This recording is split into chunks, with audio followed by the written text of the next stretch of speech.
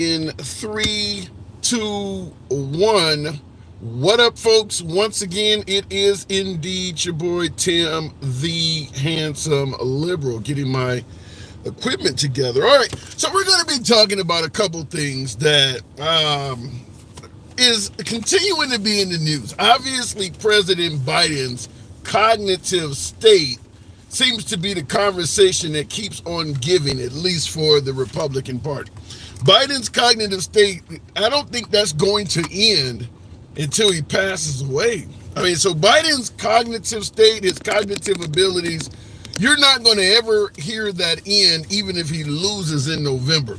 But as you see the topic of the show, we're asking, do you believe Democrats are too soft? When we talk about soft, we're not talking about being soft on crime, although that may come up. But when I say too soft, MAGA stands behind Trump. Republicans stand behind their politicians. Remember George Santos, Congressman from New York, George Santos, clearly had lied about every damn thing on his resume. There was no major outcry from the Republicans to get rid of him until just an overwhelming amount of lies came up, but they were able to ride with him. Yet on the Democratic side, you have the likes of Al Franken, Minnesota Senator a few years back. We're talking about Andrew Cuomo, Governor of New York. You name it. The Democrats are all over their politicians when they step out of line. Not to mention recently, Senator Menendez. The Democrats will certainly call for the ousting of their politicians. Now, we can say, some might suggest, well, we don't want to let people get away with crimes like the Republicans. You can argue that, but at the end of the day, winning is winning. So what I want to ask is, should the Democrats perhaps take a page out of the Republican playbook and not be so tough on their own, or better yet, eating their young, as some might say? Because we're asking, are the Democrats too soft?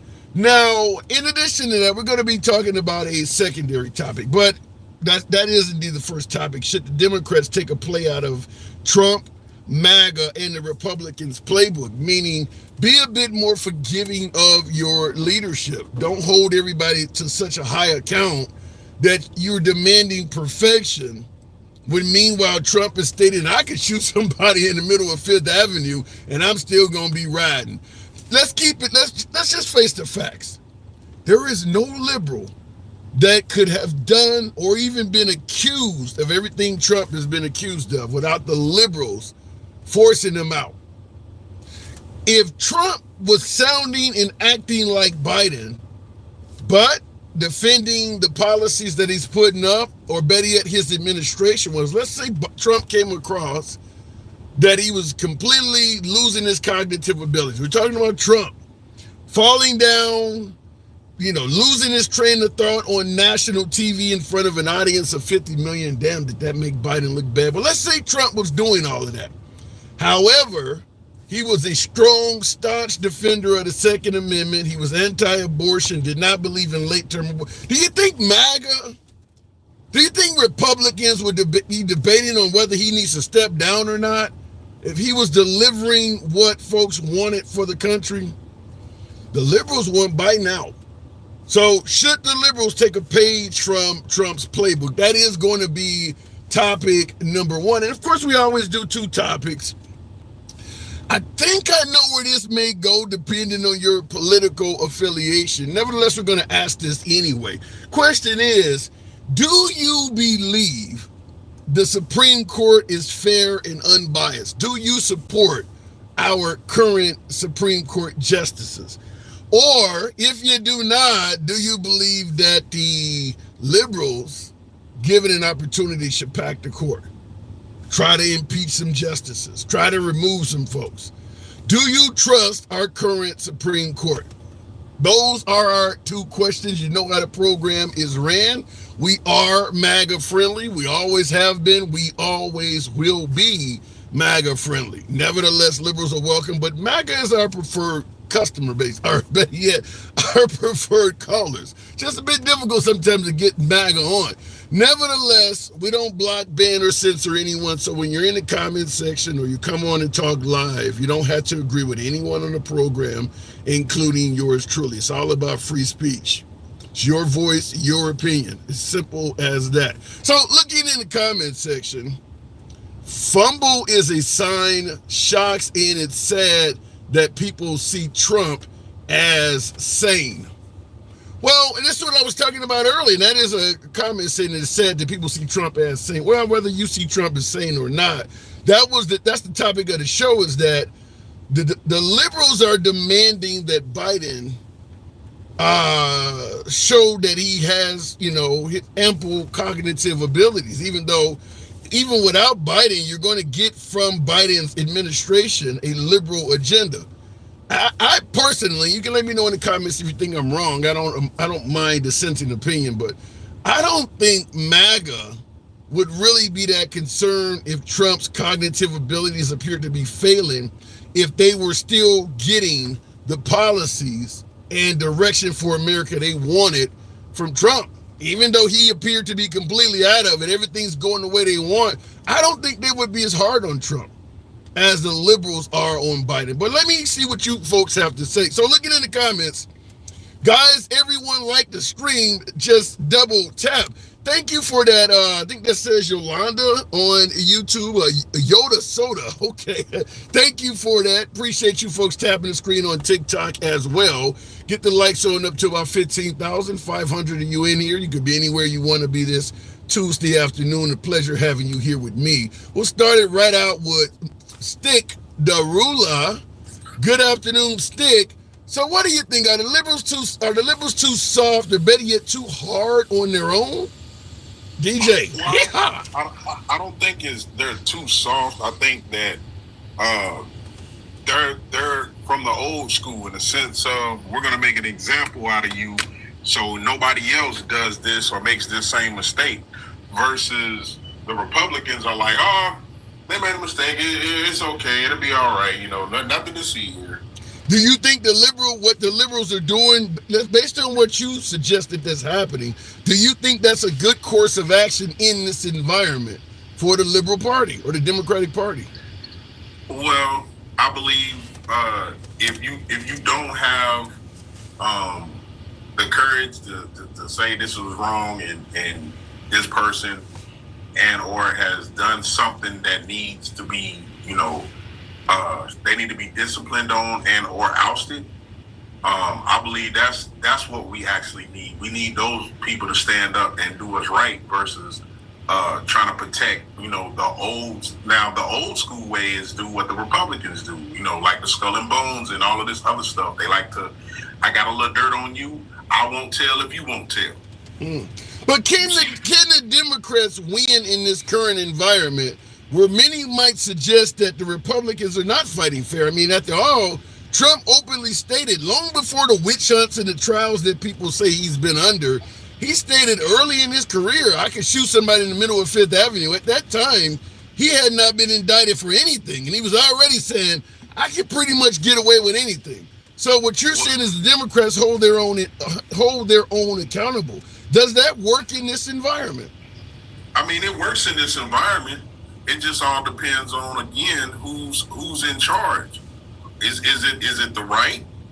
You got the judge down there. She's been delaying for Trump, and then you got the other judge who said, "No, we're going to go ahead," and now he's got to be sentenced on the 11th. Okay, so what you're saying is the Democrats should continue holding Democratic politicians that may step out of line. They should continue holding them accountable. I don't know about step out of line, because step out of line could just be you don't agree with a fellow Democrat. But when it comes down to breaking the law, when it comes down to women and children, being essayed and different things like that, man, yes, you hold them accountable. Like you don't let stuff like that slide. Now, even being a crook, you don't let that slide either. We've already held your boy accountable that had gold bars and suits. Senator Menendez. You're talking about Senator Menendez. And his wife, and And anybody else with the essays and sex scandals, we've tried to bring that to the front light and say, hey, check this out. We need you to give an apology, but you got to go. Okay, so do you believe that the Republicans are holding theirs accountable just like you said the liberals are? Oh, negative. So can you win in an environment where you're playing fair and you're saying the other side is not? I'm going to just put it this way. I believe in the American people. I believe the American people can see what's wrong. Now, you do have those red hat people that, that symbol you got back there. That red hat people. The red hat people. They just want to see it that way. You know what I mean? And I get it. I get it. You feel like you've been stepped on, passed over. People that ain't from here done passed you up. But let me tell you something, y'all. For the ones that's worried about the border and anything else that has to do with melanated people that come from south of the border, you sound weak. You're 10 steps ahead. There's really no way this person can catch up with you unless you just stall out. Yeah, that was a nice gift. Yeah, DJ Julio and Novocaine. They've been showing some love to the program. Certainly DJ Julio always, and Novocaine, thank you. I did see that hat and mustache. I hear what you're saying, Stick, but I don't know. You're talking about keep playing fair and do what's morally right while admitting the other side is not doing it. I don't see the logic. I mean, at the end of the day, remember, it was not fandom. You could never think that the president would have full immunity over anything, correct? Right. So with that being said, we know what it is. Now, the question you asked earlier was, should Biden go on ahead and flex his muscles? Yes, he should. And then it'll be like, oh, whoa, wait a minute. Hold up. We didn't mean, yes, you did. Because you thinking right now Trump is going to win, so we're going to put the person that we want to put in power. So let me ask you what I asked. I think it was Denkel on the show yesterday. If you were president and your advisors came and told you, now that the Supreme Court has ruled that the president has immunity, we have figured out a way we can use that immunity for you, Mr. President, and prevent Trump from winning. Would you be okay with them using that? Would I be okay? Yes, I would be okay. But The thing of it is, I know the same thing that the Supreme Court knows, that Joe Biden won't do that. That's the difference. And that's the whole reason why the program is titled "Are the Democrats Too Soft?" Yeah, and I get that. But at the end of the day, it's not really about being too soft. Like the hearing right now, like I don't think Joe Biden's worried about the hearing right now, what people think of him or none of that. He's thinking, okay, if I do a Donald Trump, because that's what it would be. Right. Agenda 47, Project 2025, whatever, it's all the same. So wow. Thank you, Denkel. Wow, yes, it's coming through hard. Thank you, Denkel, for that train. Wow. Okay, so you're saying you do believe Trump is going to take us into a radical direction, but you want Biden and the Democrats to continue doing what's morally right. I really do. Because at the end of the day, with any government, if you don't have somebody leading the way that's got all their ducks in a row, and they don't have a whole bunch of flim-flam, 9 times out of 10, the American people, it's a lot of us, 350 million. We gotta, for those that can vote, we gotta see it for what it is. You got a president, and the only thing that you got to say is he's old. You have another president that has a whole bunch of baggage. We could call it a train, really. He's got cargo cars after cargo cars full of stuff. We don't even want to do individual convictions because that's 34 cargo trains. Let me interrupt. You say 34 convictions, the 34 felonies Trump has. In my opinion, I said this yesterday, now that the Supreme Court has ruled in favor of Trump, my guess is, certainly if Trump wins, by the time this is over with, that guy won't have a single felony on his record. All that stuff's going to be thrown out, I believe. But why would it be thrown out when he wasn't president when this happened?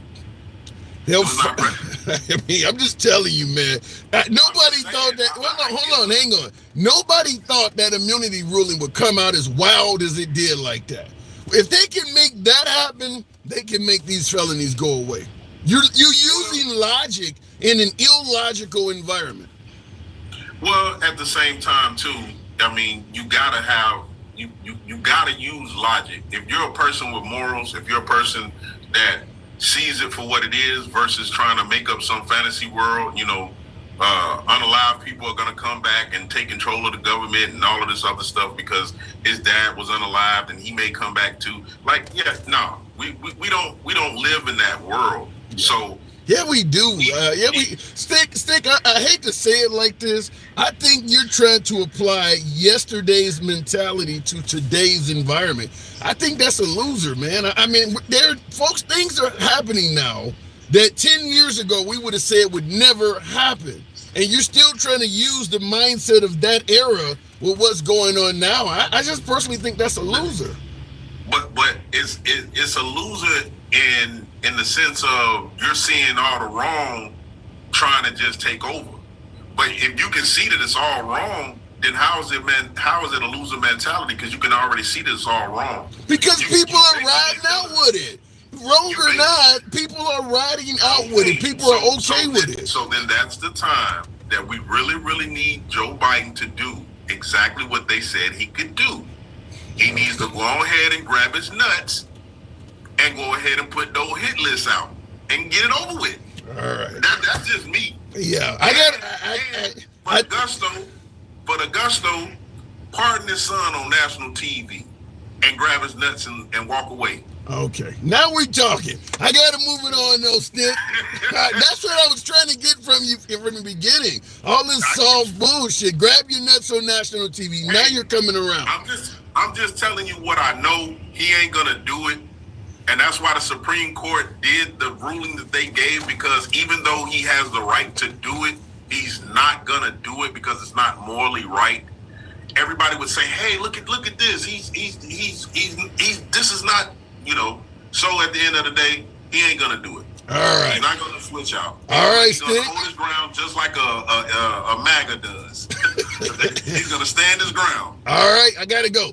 Let me say this in regards to what Stick was saying. And that was the whole purpose of the live is, are Democrats too soft? Will they use the immunity gift, for instance?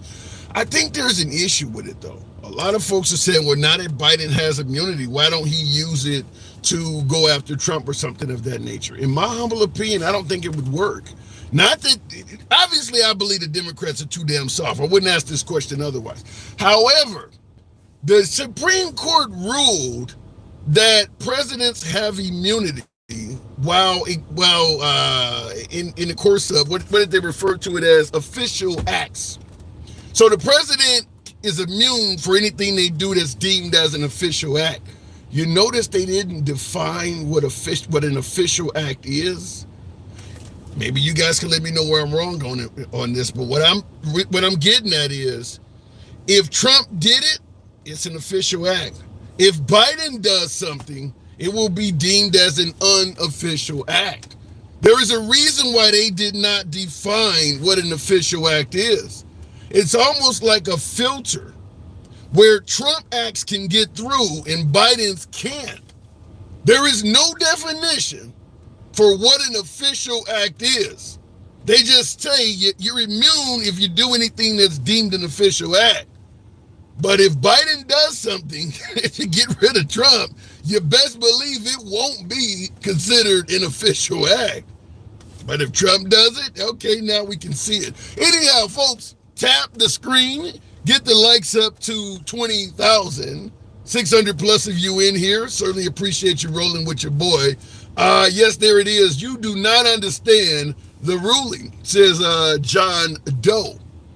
I don't understand the ruling. Hell, I can't even accept the damn ruling.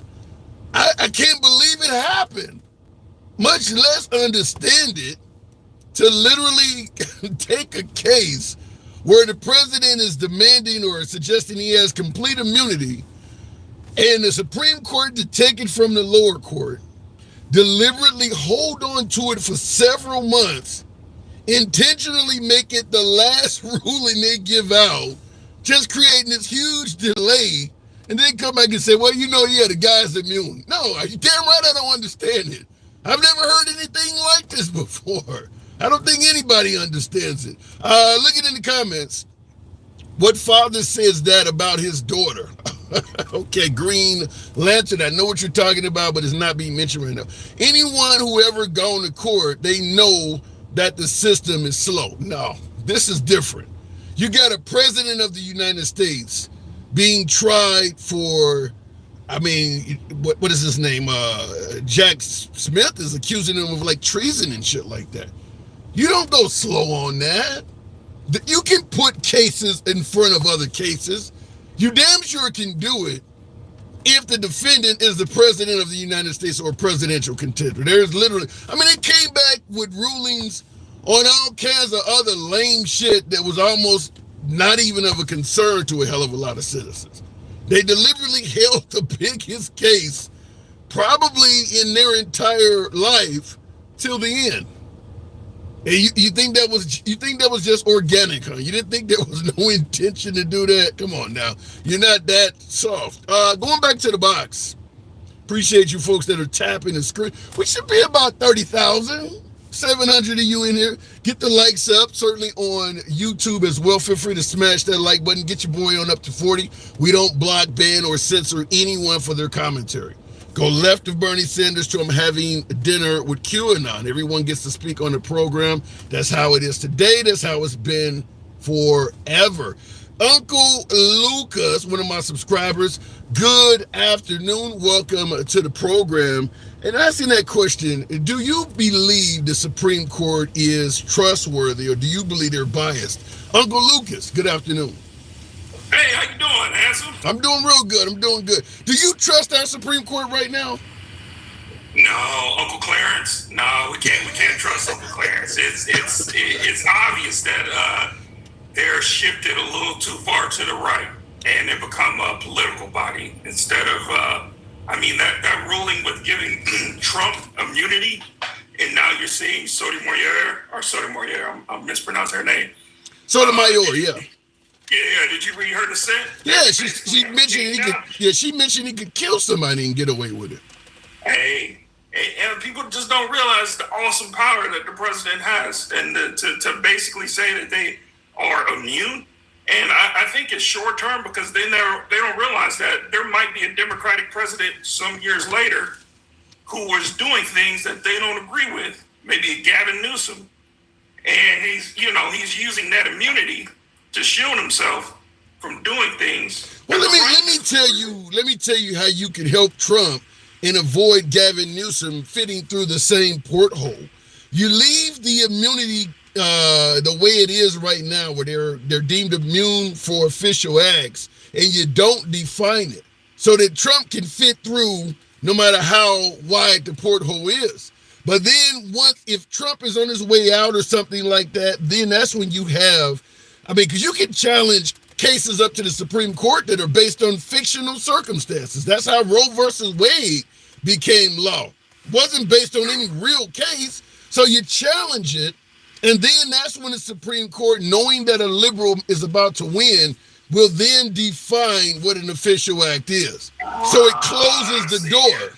That's how you do that. Yep. Okay, I get what you're saying. So retrospective, they'll define it when they know that the liberal's going to get elected, and then they'll clearly define what an official and what an unofficial act is. Yep. So it essentially opens it up as wide as it can for Trump, and then once Trump is gone, you close it so nobody else can use it.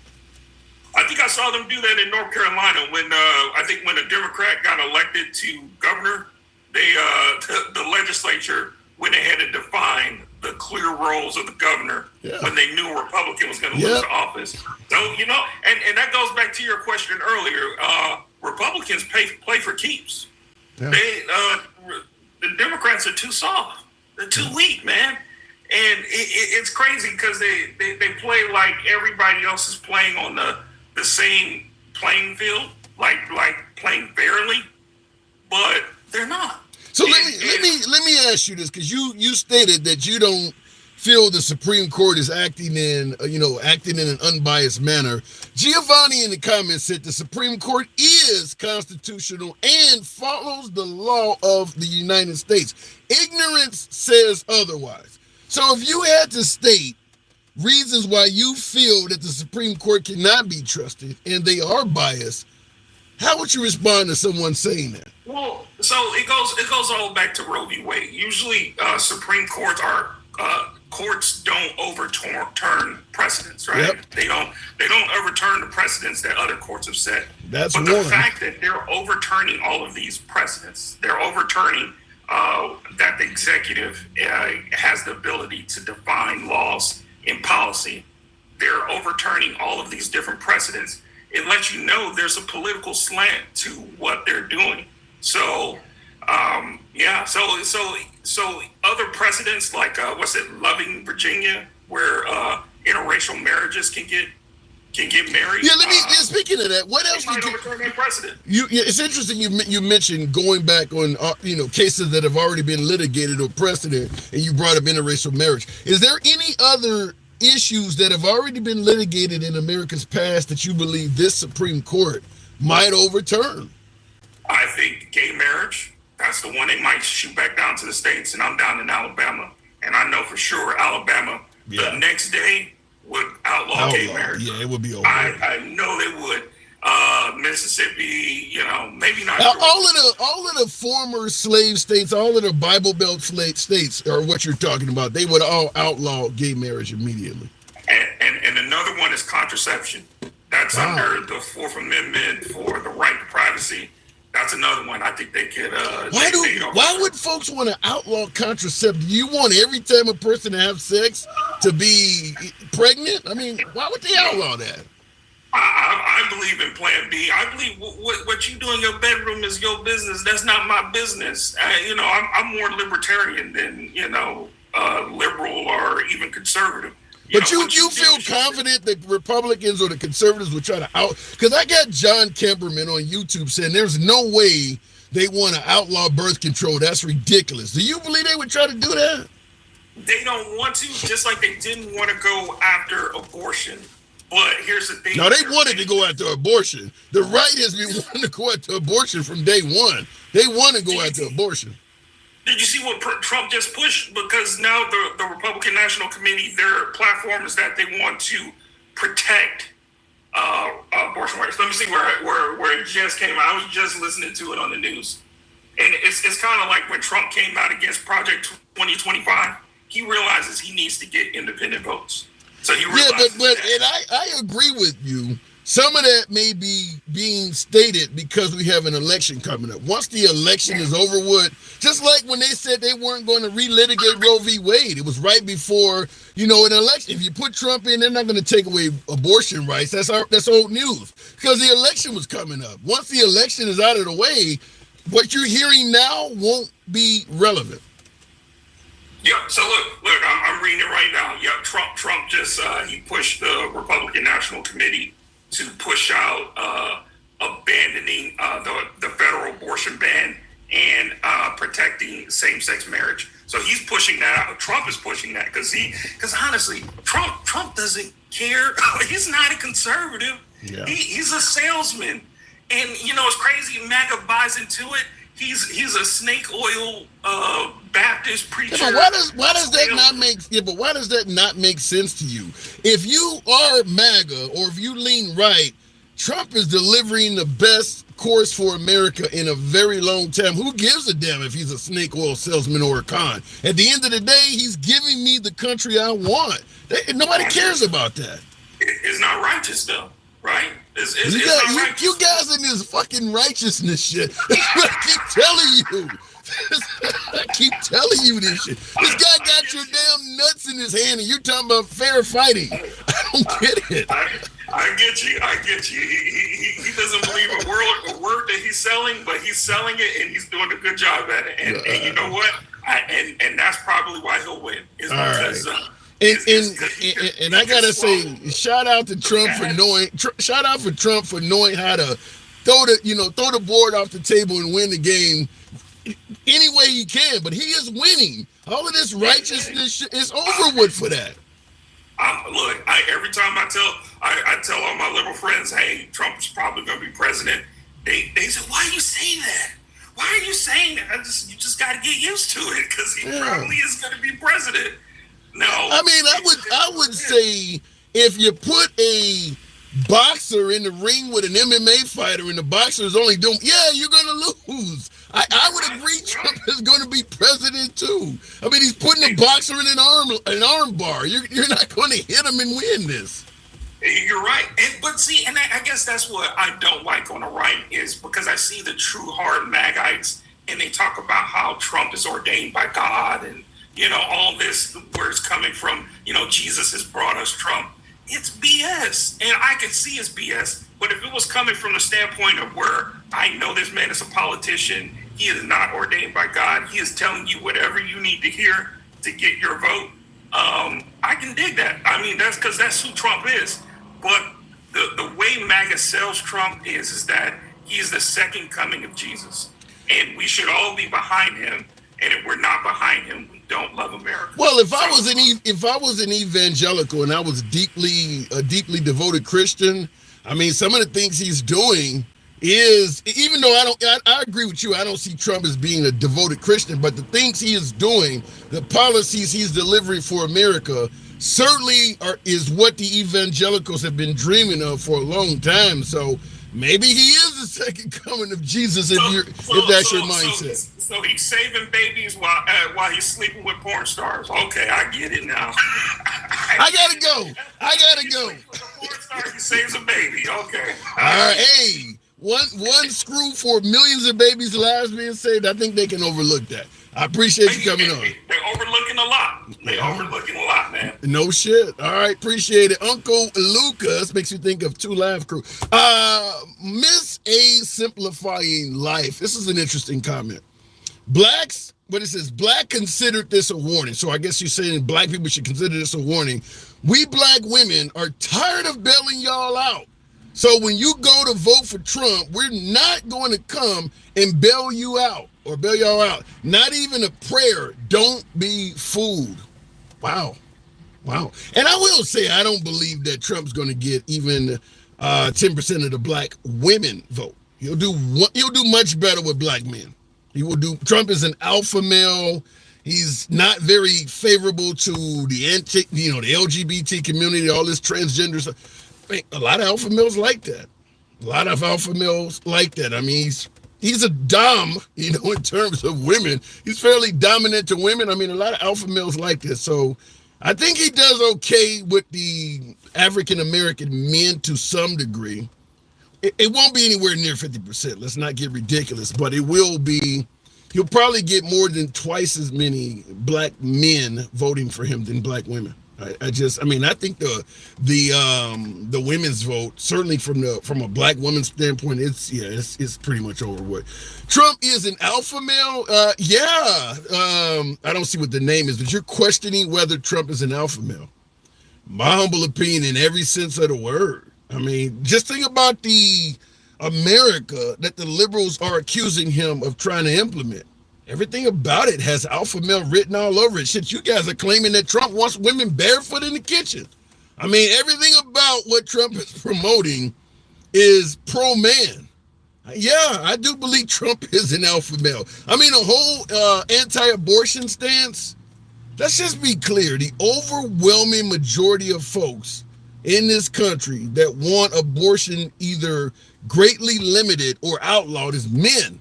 Yeah, there's some women that are pro-life, no doubt, but overwhelming majority of the folks that want that done is men.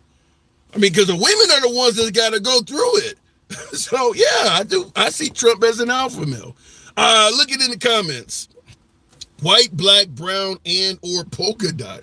We all bleed red. We all have bills. We all have struggles. We need to see ourselves as one people, not divided into groups the government can pit against each other. V-Pirate, I think they kind of ended when Trump talked about black jobs. Even Trump is not doing that. Biden, vote for me and you ain't black. Unity comes from the top. It don't come from the bottom up. Obviously, both Trump and Biden clearly see color. If they're stating things based on color, the people are not going to unify under them. Unity starts from the top down. I mean, you're not going to have a unified platoon if the generals are divisive. It just doesn't work that way. So, but I do appreciate your comment. Black women love Biden, says T Advice. I don't know if they love Biden, but I think they tend to lean left. Going back to the box, tap the screen, get the likes on up to 40,000. We're asking the question, are Democrats too soft in terms of some of the stance, some of the plays that the Republicans are doing, such as suggesting that Biden should find a way to use immunity in manners similar to Trump? You know, I'm doing this and I'm doing it as an official act, even though everybody thinks this is crazy, no way, no how. But the Supreme Court has alluded to the possibility you can get away with some crazy stuff. As Sotomayor said, you could actually use SEAL Team 6 to take somebody's life. Wow. Also asking, speaking of the Supreme Court, do you believe the Supreme Court is biased? Do you trust the Supreme Court? Also, as a side note, would you pack them? For my liberal viewers, if you had the power at this point, would you pack the Supreme Court to upset or offset the huge advantage for the Republican Party? Would you pack them?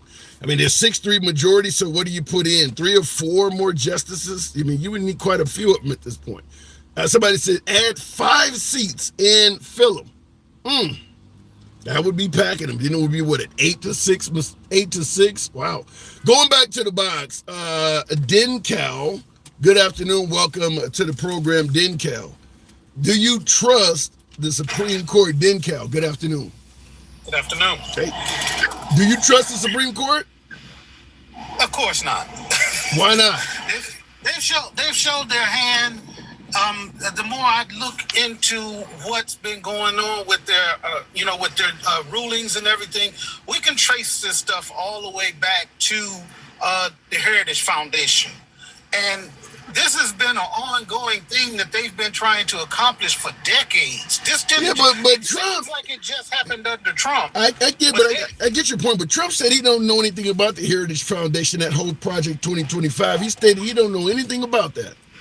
Right, but it's not about him. It's about once he gets in, he's going to help them achieve their goals. Like, yes, Trump doesn't really care either way, but the people that help him get in, he's a transactional dude. If they help him get in and maintain, get back in the office, he doesn't care about those. He doesn't care about, teaching the Bible in school and all of those things. They don't affect him. So you believe Trump doesn't really care about the policies he's implementing. He just wants the power, and he's willing to reward anybody that helps him. Right. We seen that from before when he was pro-life, before when he was a so-called Democrat, and then the moment he became a candidate, he was on TV with Chris Matthews talking about, ladies need to be punished if they have abortions. So then I have to ask, what happens if, let's say, for instance, a large chapter of the Ku Klux Klan helped Trump get elected? You think he's going to be willing to reward them with policies in their favor? Yeah, we just seen him, tell the people who stormed the Capitol he's going to give them a part. Yeah. Damn. That's not too much. That's not too much different. Like, he really does not care about it. He told them at the rally, I think in North Carolina, he says, don't die of this heat out here. I don't really care about you, but I need your vote in November. So what happens in your opinion if Trump is reelected? I mean, we've seen 4 years of Trump. Many say it was a pretty good 4 years. I mean, what are you so afraid of? It's not that I'm not necessarily afraid, because I'm gonna be all right either way. Okay. My money's right, my family's taken care of. I'm good. It's not about me. It's about the lesser among us. That those communities, the LGBTQ, and look, I'm like you. I'm an old head. I was raised conservative, and we didn't care too much about those people. But I mean, shit, we were those people. But no, we had just literally transition from being those people. And I say this all the time to African Americans that are anti-LGBT, because we grew up that way. And I'm like, how the hell could we escape oppression and awful treatment and then turn around and do it to another group the same way? I still don't understand that. Right. And but a lot of us, a lot of us over time have come to say, look, they're people just like I am. I might not approve of their lifestyle, but they have a right, the same rights that I do as an American. Like, they should be able to file their taxes as a couple and get that exemption just like I can with my wife. Like, those things shouldn't be, what I'm saying, exempt. Yeah. Just do you think Trump would target the gay community at all?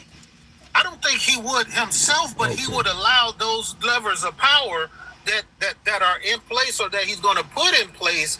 Those people are going to he's just going to be the one sitting there signing. So you don't see Trump as being a threat to the gay community. You believe, though, he would let people who are a threat use his office to implement it.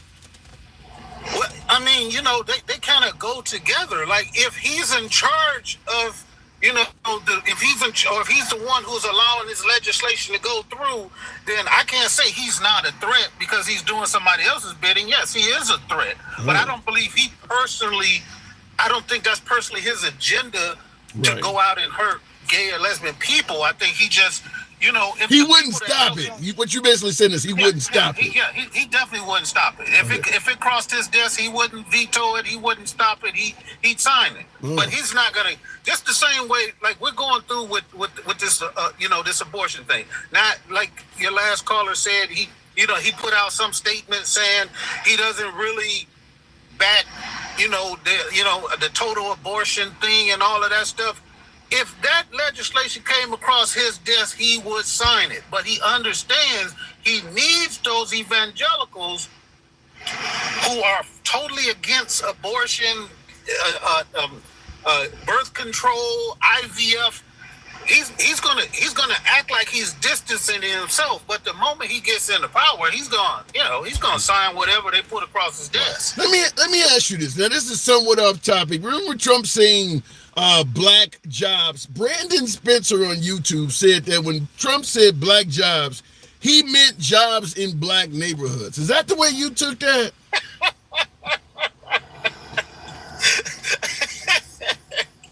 I gotta ask. It's a super chat. I always address my super chats. So that adds another question. Is he saying that these immigrants are coming across the border and they're invading black neighborhoods? I'm trying to understand what is that question about? Like, that question is no better than the initial statement of black jobs. In black neighborhoods, what's a black neighborhood? You talking about the ones they redlined us into? Oh. Yeah, well, a neighborhood with most of the inhabitants are black, and those are neighborhoods, as you're pointing out. We were redlined into any neighborhood you go to where there's mostly black people in it. Redlining is probably in its past. Right, but look, so think about it. They've been running around saying that all of these immigrants are living in luxury hotels in New York and stuff. Are they taking those white jobs? All right, I mean, it's a good comeback. That is a good comeback. So what did Trump mean in your opinion when he said black jobs? What did that even mean?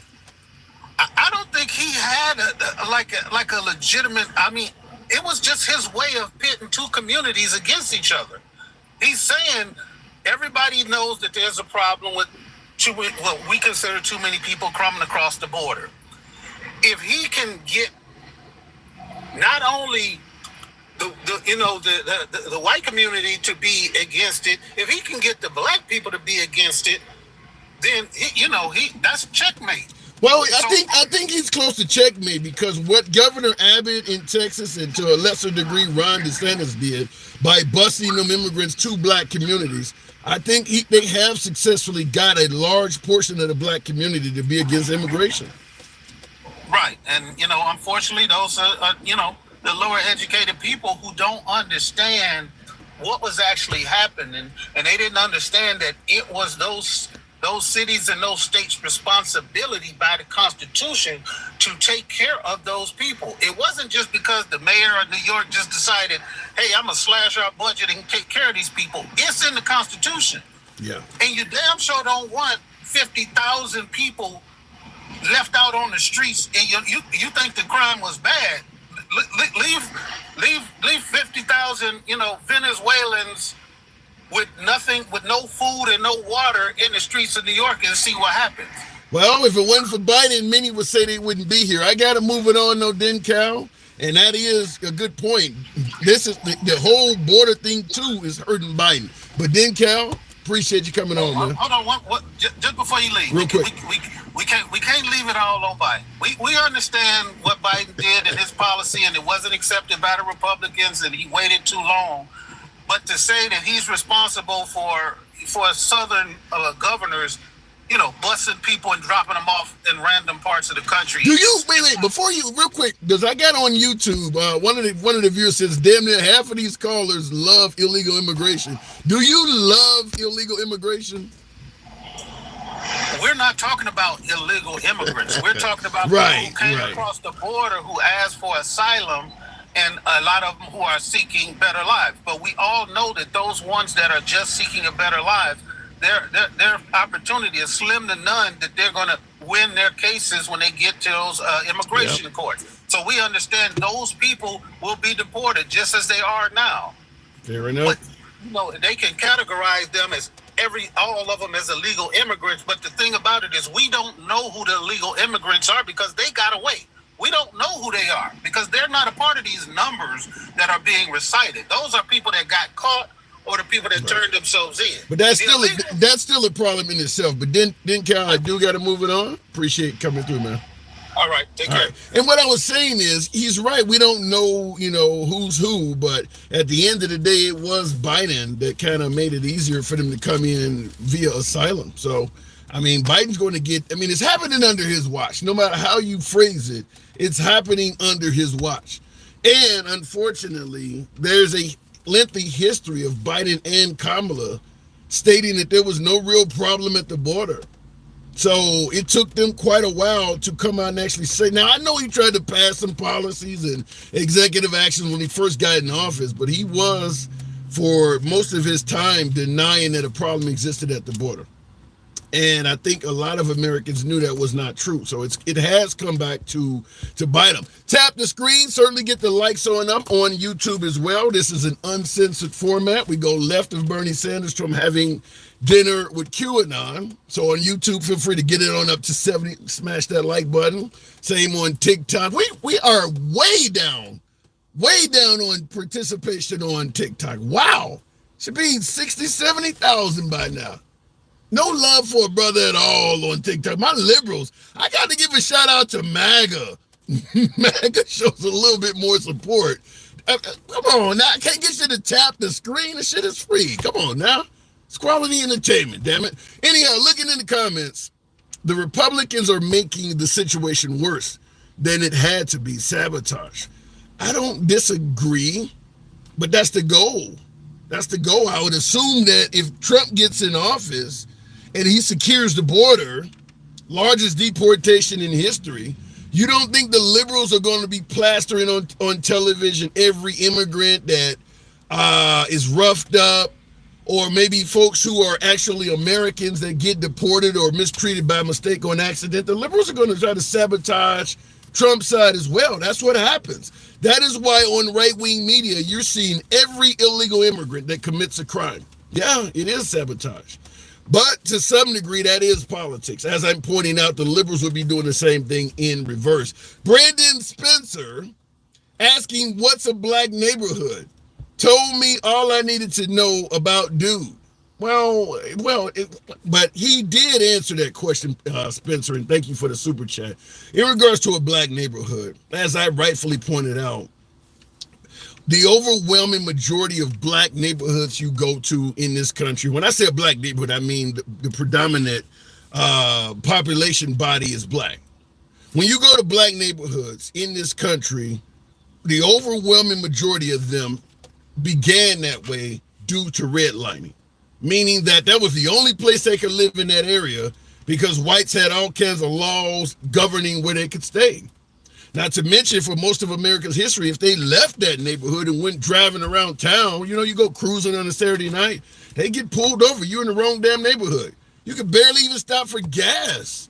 in a lot of these towns if you were not in the right neighborhood. You ever see the movie The Green Book, where the guy's going across the country and there's a book that tells you where you can stop, because if you stop at the wrong gas station or the wrong restaurant to get something to eat, you may never be seen or heard from again. So that is how black neighborhoods started. You didn't have a choice on where you could live. If you want to live in another neighborhood, the banks ain't gonna loan you money to live over there. Or maybe the people who own property won't even rent to you. You can't get there. That's how most black neighborhoods started. Looking in the comments, is there projects in this country? Yes, and y'all know this. Well, the projects is another one. That's how it literally was created. Going to the box, and I'm from Chicago, Robert Taylor's, Cabrini Green's, Gill, all of that. Continuing on with the program. You ain't nothing but a hound dog. Country hound dog. Good afternoon. Welcome to the program. Country hound dog, you might be the guy to ask this. Do you trust the Supreme Court? Well, if I was liberal, I would say no. Why? Because it leans conservative. But since I am more conservative, I will say yes to an extent. Okay. Okay. Elaborate on extent. I prefer states' rights over federal rights. Okay. Okay. There are things that there were laws that the Chevron decision. I researched that because I really didn't know much about it, but that came about under Democrat control, which gave agencies like the ATF and EPA the ability to make rules and laws and implement them without consent of Congress. So that being overturned by the Supreme Court, I'm happy about. Let me ask you something. I'll let you continue, but you mentioned being, leaning right. Now, you're MAGA or are you traditional Republican? There are things I agree with, about, making America great. And I do understand the fact that America was not always great for everybody. Okay, let me rephrase it then. Out of all 9 of those candidates that ran for office, from Nikki Haley, Chris Christie, Tim Scott, you name it, do you believe Trump was the best choice out of all of them? Yes. Okay, so you're MAGA. So when you say states' rights, what I want to ask you is... I believe he is the right person for one reason. He's like Kennedy. He's like, other previous roles, but in particular not Kennedy, sorry. Why did I say Kennedy? I don't even know. Reagan, I meant to say Reagan, okay? Okay, Reagan sounds better. Yeah, Reagan sounds much better. I meant Reagan, okay? Reagan was a badass, okay? He was. When he got in, he looked at Iran and said, either you do this or we're doing this. And that's what we need. We got to have a strong leader. The world has even spoke out. You don't think Ron DeSantis would be? You don't think Ron DeSantis? You don't think Ron DeSantis would be a strong leader? You said we need a strong leader. Ron DeSantis ain't strong to you? DeSantis is strong, but he has a problem with, like everybody said, Trump let race get into things, but DeSantis really does that even worse. Wow. Okay? And he don't know when to. Trump at least knew when to stop speaking. He flapped his gums, but he did at least know when to stop speaking. DeSantis don't know when to quit. So that is a sign of being weak. So based on what you're saying, people in Florida that may be suggesting that DeSantis is racist, sounds like you're saying they may have a point. In some cases, yes. Wow. But you have to examine each thing on a case-by-case basis. Let me continue. A lot of conservative views that are being put into policy in Florida now are going to affect the minorities, such as Hispanics and blacks, more so than they will any of the majority races. Give me one. Because of that, well, take abortion for that matter. Abortion. That affects poor communities. And bottom line is, if you look at poor communities, who makes up the bulk of the poor communities? people like me. How does abortion affect poor communities, though? Give me your explanation of that. Abortion affects poor communities because poor people, and you're probably going, you may disagree with this, but nothing wrong with that. Nothing wrong with that. I think, I'll say it. There's an old phrase that says, if her daddy's rich, take her out for a meal. If her daddy's poor, just do what you feel. Ugh. Okay, that doesn't answer the question. Meaning, you want to find a girl who is got better upbringing and stuff and they're going to have better upbringing supposedly because they have money. But a poor girl, you know what? Just go out, have a date with her, have sex with her, do whatever, and then walk away. Who cares? It's. So where does abortion come into this of affecting people in poor communities? Poor neighborhoods, just do what you feel. Go have dates, have sex, and you see more pregnancies occurring in poor neighborhoods than you do upper class and middle class neighborhoods. And therefore, that's why abortion does affect the poor neighborhoods more so than middle class or upper. So the whole Republican Party, though, right now under Trump is taking an anti-abortion stance. If you believe banning abortion affects people of color more than other folks, then you're saying the whole Republican Party is doing that. Well, if the shoe fits, wear it. Wow. I'm critical of both sides. I will not, I'm not going to, I'm more in the middle than anything else. I am critical of both sides. So then basically what you're saying is that if a person of color, at least based on the abortion bans, suggests that the Republican Party is mistreating minorities or being racist to some degree, sounds like you're saying they have a legitimate case. Pretty much they do. But what interferes with that is this, the fact that when they overturned Roe v. Wade, all it did was take the federal government out of it and return the rights back to the states. Undoing the Chevron Accords took the ability of the EPA and ATF and companies like that, or not companies, but federal government institutions like that, took the right of them away from making rules and implicating rules onto people such as me and you, everyday people. So there are things that because the Supreme Court has done that I agree with, there are things that I do disagree with them on. Their intention is good. So you believe the immunity for what did he call it? Official acts, without even defining what an official act is. You think that was a good intention when they gave Trump immunity for official acts, but never defined what an official act is? You think that's good intention? I think they should have defined it. So is it possible they were just doing? Is it possible they were just doing that to defend Trump? It's completely possible. I mean, Republicans defend Republicans. And one thing about Democrats I have seen is, and you've seen it when Trump said, hey, I'm no longer a Democrat, I'm now a Republican. Look how many, rich Democrats turned their back on him. Well, I will say, and I agree with you, but I will say this. Trump didn't just go from being Democrat to Republican. He went from being Democrat to a Republican that is in support of some fairly far-right policies. I mean, we're talking about abortion now. But what I want to ask you before I move it on, you mentioned taking abortion out of the federal hands and putting it in the states.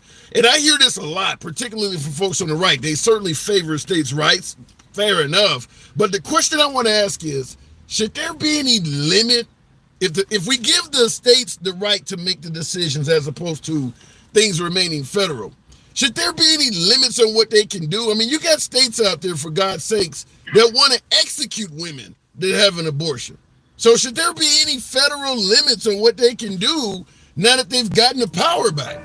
I do. Shoot. Hey, I'll get with you later. I gotta go. All right, I get it. All right, I'll move it on. I wanted to hear that, but he unfortunately had a call come in. Handsome, you mixed the context on the Supreme Court decision. State how, Michael, I can't see the rest of that. State how was the context mixed? My point is, they have deemed the president has immunity for official acts while in office, and they never defined what those acts were. As I stated, and by the way, I'm going to ask you tap the screen again, get the likes up to about 70,000. We got over 800 of you in here. Same on TikTok. We can make 100 if you will. Smash that like button on YouTube, rather. Appreciate that. What I said is that by deeming that the president is immune for official acts without defining what those acts are, it kind of creates a filter that favors Trump. So any acts by Trump can go through the filter, and any acts by Biden or some other unwanted president can be deemed as unofficial. They didn't define what official is. So if Trump does something, okay, that's an official act. Because that is who is going to be left up to in the end, is to decide what official act is. I mean, if another president comes in there and does something wrong, the argument to the Supreme Court is going to be that was not an official act versus was it an official act. So the Supreme Court eventually will get the ability to define what an official act is. And that's why I think Natasha, what was her name? The black woman, Brown, whatever her first name is, Letitia Brown or whatever, and Sotomayor was saying, I mean, we missed a golden opportunity by not even defining what it is. So we can make it so that Trump's acts are deemed official, and then when Biden does something or a liberal, well, that's not official. They can be held accountable for it because they never stated the definition. It's like a filter that favors Trump, in my humble opinion. Look, and by the way, I do believe it will close that off eventually. Once Trump is out of power, or let's say Biden wins again, then you could have a member from the Heritage Foundation or somebody go to the Supreme Court and pose a fictional scenario like they did with Roe v. Wade back in the day. And the Supreme Court will then rule, knowing Trump can't be in office after losing or something like that, or serving his term. Then they'll go ahead and decide and define what an official act is so that nobody else can go through the porthole that was created for Trump. That's how it'll be done. Kataji Brown, yeah, that's who it is. Looking at the comments, all we see is crazy black Americans all we see is crazy black Americans in TikTok live for Trump. Why? Well, some of the things Trump is saying and doing is resonating with African Americans. I can't hate on folks that want a good economy. If they think Biden's economy sucks, some would argue, well, they don't know economics. Well, I can't speak on what's going on in somebody's life. There's a lot of African Americans that feel they were doing better financially under Trump. Fact is, whether you vote for Trump or Biden, I give a shout out to anybody that's getting politically involved. It's a hell of a lot of African Americans that were known for not voting at all. So they vote for the guy you don't like. Okay, fair enough. But they are now paying attention politically. Trump got him out. Biden didn't do it. That's kind of on Biden, in my humble opinion.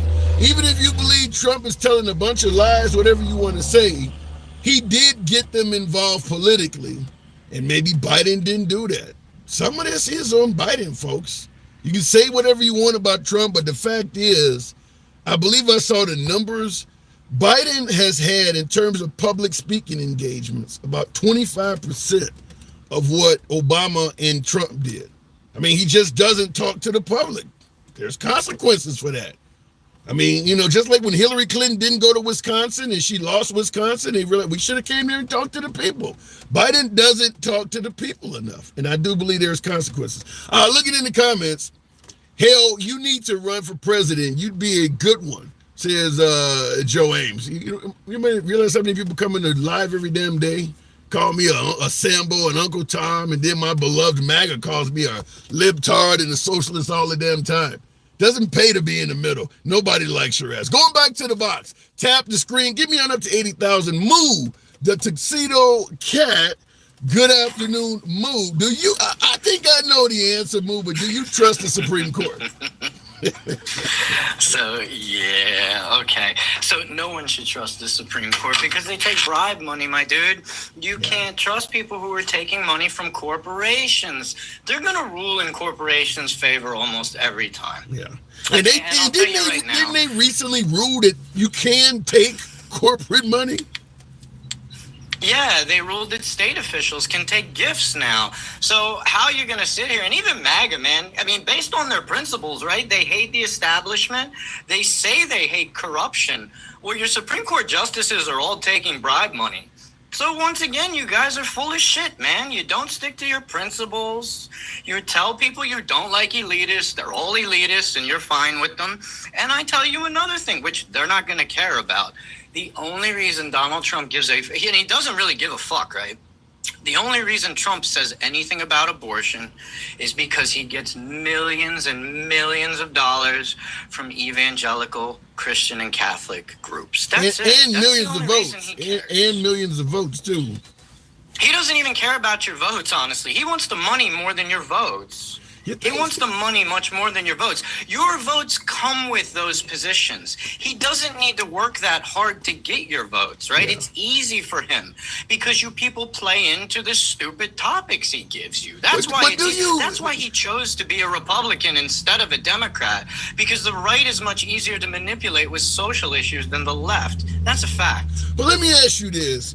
Because Trump, I don't know what Trump's value is. He came on the scene, said he was worth $15 billion. I think it's pretty clear that wasn't true, but we know he is insanely wealthy. Do you believe he would still be in it for the money? I mean, the guy's almost 80 years old. So the thing you need to understand about the elitists is they don't ever have enough money. Okay, Elon Musk had like $2 billion, right? Yeah. And now he has $250 billion, and he still wants more. He wants more tax cuts. He wants more of your money. So understand that these people can never have enough money or power. That's how it works. And you're right about the Supreme Court ruling, by the way. Just if any of you are questioning Tim, he's 100% correct on the Supreme Court ruling, so none of you should be saying he's wrong. We actually agree on some. All right, fair enough. Yeah, absolutely. So you're 100% correct when the Supreme Court says that immunity is only for Trump. It's not for anybody else. Yeah, I do believe that. They're going to close that off. Once Trump serves his term, or if he loses, you're going to have somebody on the right push a case towards him, and they're going to close it off. I got to tell you, man, I think a couple of your viewers have been going to the school of Moo, because I hear quite a lot of my talking points coming up from various callers of yours at this point. Well, I got some progressive. For instance, right, that Biden should pardon his son on TV. I wonder where that came from. Yeah, and I do believe Trump would do that. You guys have been going to the school of Moo, man. Yeah, and I do believe Trump would do that. If they charge Trump's son with the same crime, Trump would say that shit's a witch hunt and would tell. I think Trump would have pardoned Don Jr. or Ivanka or Eric, but before they even actually charged him, when they started indicating announcing they were going to charge him, he would have went on television and said, "It's bullshit. I'm gonna go ahead and write up a pardon now." Of course he would. Yeah. So I want to take up your point about Democrats being weak, because that's what I was just about to ask. In regards to the whole pardon thing, are Democrats just too damn soft? Yeah, they're too damn soft, and the Democrats. So people want to blame Trump for how the Supreme Court is. It's not Trump's fault that the Supreme Court is how it is. It's the Democrats' fault. It's the Democrats' fault that the Supreme Court is how it is. Yeah, Obama screwed you guys, and Ruth Bader Ginsburg screwed you guys. Obama could have packed the court with one of his justices. He could have waited until the Senate. That's what packing the court is, by the way, guys. If you don't know what packing the court means, it means that the president waits until the Senate is out of session, and then he puts a justice in the court without Senate approval. Yeah, but at that time, and Obama could have done that. Yeah, but at that time, because he's a pussy. Well, let me just say this though, too. At that time, the environment was nowhere near as radical as it is. I don't think most Democrats would have favored him doing it back then. It didn't look like it was necessary. You can make excuses for him if you want to. You can make excuses for him if you want to. The fact is, Obama obviously didn't care that much, or he would have made sure his justice got into the court. The reason why you can say whatever you want. Okay, well let me say whatever I want then. I'll tell you this, under Obama, most liberals were happy. I mean, you got gay marriage was legalized, you got universal health care. I don't think they foreseen what was coming. Well, you should have foresaw what was coming. Okay. You also should have told Ruth Bader Ginsburg to step the hell down, because Ruth Bader Ginsburg didn't want to let go of power. I agree with that. And now you're stuck with the court that you have. So the Democrats let the Republicans give you the court that you have currently. So unless you demand better of the Democrat Party in general, and if they actually would fight for you, they would win every election, man. If they would oust the corporatists, right? If they would get rid of the people taking corporate contributions, and they would actually fight for people instead of rolling over to a bunch of fascists, they would never lose an election again. There would be no more Republican Party. You all would be decimated, but they can't let go of their money. But what would the country be like if there was no Republican Party? You want us to just all be left. I believe in fair and balance. I don't want us to all be left either. I can give you one example of what the country would be like. You wouldn't be fighting for your reproductive rights right now. That's one example of what the country would be like. You would have far less environmental issues. Chances are you'd have a lot more clean drinking water. And you were talking about a Democrat Party who not only gets rid of corporate contributions, right, but is actually working for the people. We're not talking about the current Democrat Party. We're talking about one that has ousted corporate money, right? So what do you get with that? Yeah, you get Medicare for all. You get housing for the homeless. You get no more wars. Those are the things you would get with a clean Democrat Party. You would literally have the highest quality of America that you could potentially have with a clean Democrat Party. And so you make it sound like Democrats are perfect. So I just said in order to do this, you would have to oust the corporatists from the party. Do you realize how fucking hard that is? They are so far from perfect right now. I don't know how you got that from my statement. Well, because you're telling me a Democrat Party where they would have to oust the corporate. Because that's not the only They're not even close. Because that's not the only imperfection in the Democratic Party. Like, for instance, you believe that it should be a human right to housing, food, health care, schooling. You do believe all that, right? Yeah, and the only reason they're not doing that for you, so that's the reason you have a housing problem, right? The reason you have a housing problem is because corporate equities are buying up all the properties. So even if Biden builds new houses, and even if Trump builds new houses, he's not building them for you guys. He's building them for the private equities that are going to buy those homes, because that's what's happening right now. And nor Donald Trump nor Joe Biden can stand up to the private equities because they donate millions and millions of dollars to their campaigns. Well, so, you know, MAGA may be happy that you're oppressing the LGBTQ, but that doesn't make your houses any fucking cheaper. Yeah. That doesn't get the lead out of your fucking water. That doesn't get your kids a good education. So you can be, Donald Trump will give you all the social issues you want, but the fact is, even after you're done oppressing all these people, you're still going to be poor, stupid, living in a trailer with your sister, drinking lead with water with lead in it. That's how it's going to be. Living in a So even if you accomplish all of your social agenda, it doesn't matter because you're still going to be poor and stupid. So you really, really believe that the Republican Party lacks education. Am I hearing you correctly? No, what I'm telling you is the Republican Party lacks insight into their own party, just like the Democrats lack insight into their own party, right?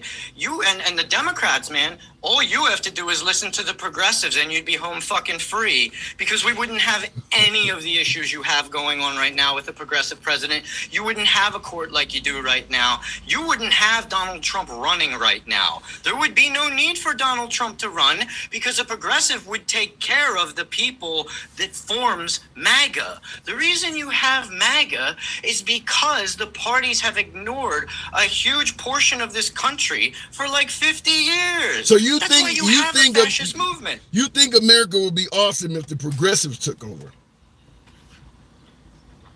Yeah, everybody would absolutely. Even MAGA eventually would realize at a certain point, oh my God, these guys are doing so much for me. I have clean air. What about gun rights? That's a big issue. On my streets. What about gun rights? That's a big issue. In a progressive America with the Second Amendment. I already told you from my point of view, I'm going to let you keep what you have. And then moving forward, 1 6-shooter per 18-year-old in the home. What about open carry in public? I mean, you know, I'm willing to debate it. I don't feel you need that. What about willing concealed? To come up with a reason? What about concealed carry in public? No, nothing like that. So they are loose. So in a progressive environment, there's no public carry. No, all right. No. So in a progressive environment, rights are being lost. You know, here's what I'll tell you. Here's what I'll tell you then. If you feel carrying a gun is going to help you more than clean air, clean water, being energy independent, no more wars, universal basic income. If you feel that guns are more important than all that, this is why you're going to end up still being poor, stupid, in a trailer with your sister, drinking lead in your water. You know, it's just that simple, honestly. All right, move. It's really that easy. I just wanted to verify right? Because continue on the path that you're continuing on, right? You don't need to, again, I always say, you don't need to believe me, right? You see what happens when you continue with the Democrat and Republican Party in the forms that they are now. I know I'm right, because I've seen me be right for 42 fucking years. We disagree on some things. Who gives a damn? I got to move it on. You know how it works. Appreciate you coming through. Have a good one, man. All right. A progressive America. What do you guys think? I think the gun rights answer alone would probably kill that. I think that even Bernie Sanders was not talking about taking away Second Amendment rights to that level. I think that alone would kill things. Joe Shalom, thank you for the super chat. The progressives needed to take over before Ronald Reagan. Now we're screwed. I don't know if we're screwed or not. I think that if everybody go out and vote for their interests, I don't think the country is beyond repair. We could be headed down that road if you talk to MAGA or if you talk to progressives, but we're not there yet. It is not over with yet. And I'll leave it at that. Looking in the comments, what about the criminals that have guns and you don't have anything, says Jeff Norman. Well, I say this on the program all the time. And by the way, tap the screen, get the likes on up to 90,000, over 900 of you here. We can certainly get up to 100 on YouTube if you smash that like button, top 3 dots in your screen. In regards to the criminals are always going to have guns. Where did the criminals get their guns? I bring this up all the time. If we talk about if you ban guns, the criminal will always be to get their guns on the street. See, Osby, yeah! Thank you for the hat and mustache. Fact is, the street don't make guns. I know some people are printing guns now, but that is a very, very tiny minority of guns in the hands of criminals. These printed guns, very few criminals have those. Fact is, the street, the overwhelming majority of guns that you get on the street come from law-abiding legal gun owners. They either find them, steal them, or buy them from somebody who owns guns legally. So when we say if you ban guns, a criminal always be to get their hands on one, I don't buy into that. Because at the top of the pyramid, supplying everybody on the street with guns are legal gun owners. If it becomes harder for legal gun owners to get guns, it's going to be harder for criminals to get them too, because that's where they're getting them all from. They're not going into gun shops. They're not going and buying them legally or they're getting them from you and people like me. You move and forget a gun is in your attic and criminal gets their hand on it that way, or you leave a gun somewhere, or you put one in your car, somebody breaks in your car and takes it. That is where criminals are getting all their weapons from. Legal gun owners like you and me. Overwhelming majority of guns that are on the street in the hands of criminals, if you run a trace on it from where it originated, it started out with a legal gun owner. It's as simple as that. So if all of a sudden it's difficult for legal gun owners to get guns, the street is going to immediately feel that. The price of illegal guns will shoot up. So that if somebody wants to go and do a liquor store robbery or something, now all of a sudden they got to go out and pay $500, $1,000 to get the gun they used to be able to get pretty damn easy.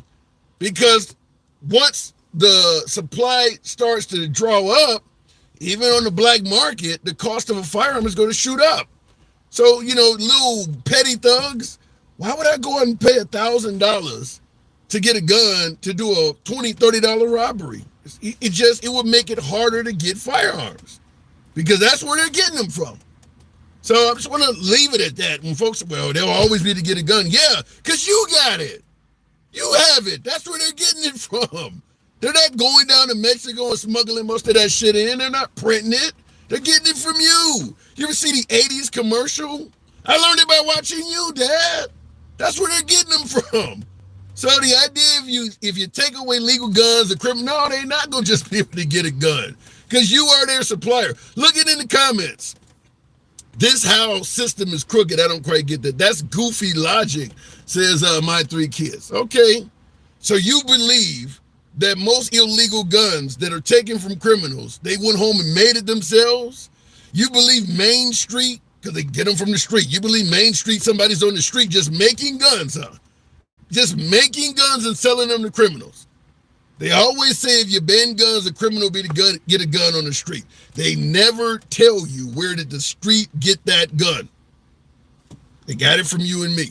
It's as simple as that. You can try to say what you want, but that's where the criminals are getting their guns. They're getting it from legal gun owners. Look at it in the comments. Some are 3D made. I addressed the printed guns. I did address the printed guns, Alter Ego, and I always appreciate your support, Alter Ego, but at the end of the day, the average gun taken away from a street thug was not a printed weapon. That may happen as we go more and more in the future, but that's not what's happening right now. Go to any evidence room in any major city police department where they got guns being held for evidence that were involved in robberies and murders and carjacking. There's not a lot of printed guns in there. All of those guns came from somebody who bought it legally.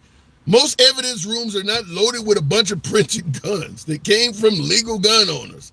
Somebody got it and used it to commit a crime.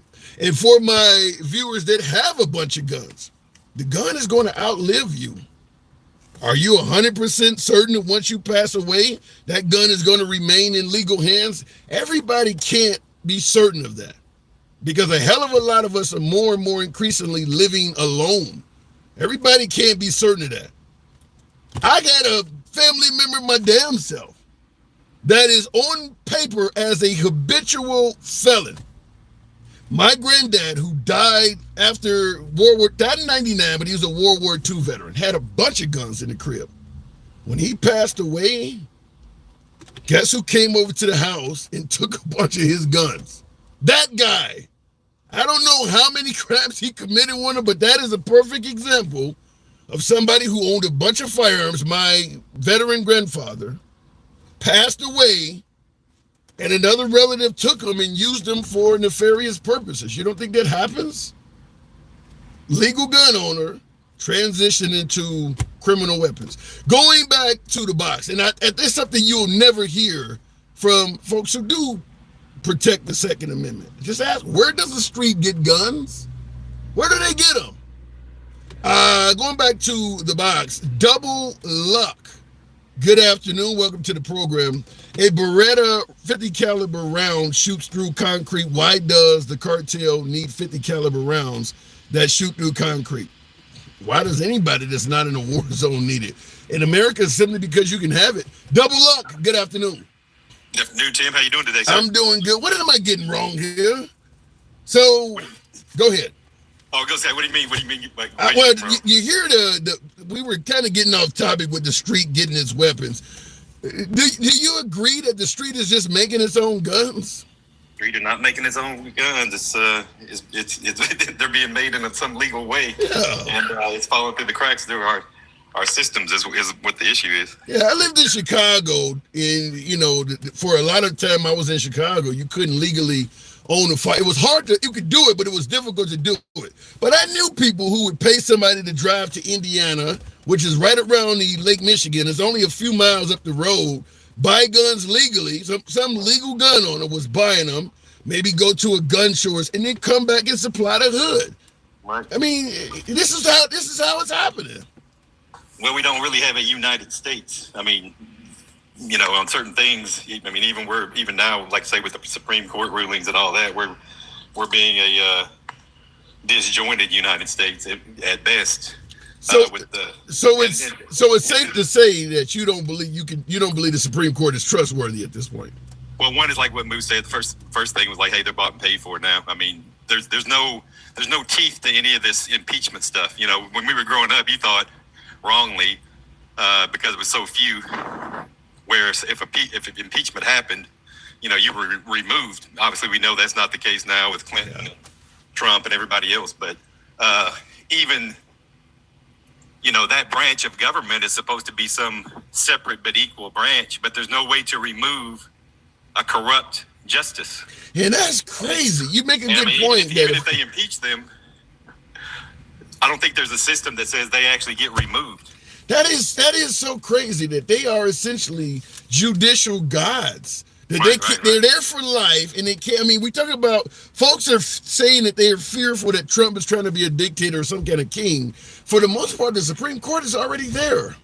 Yeah, well, Washington stated, you know, early on in the country's history that he wanted to outlaw parties because he could foresee a time where people would have more allegiance to their party than to the country.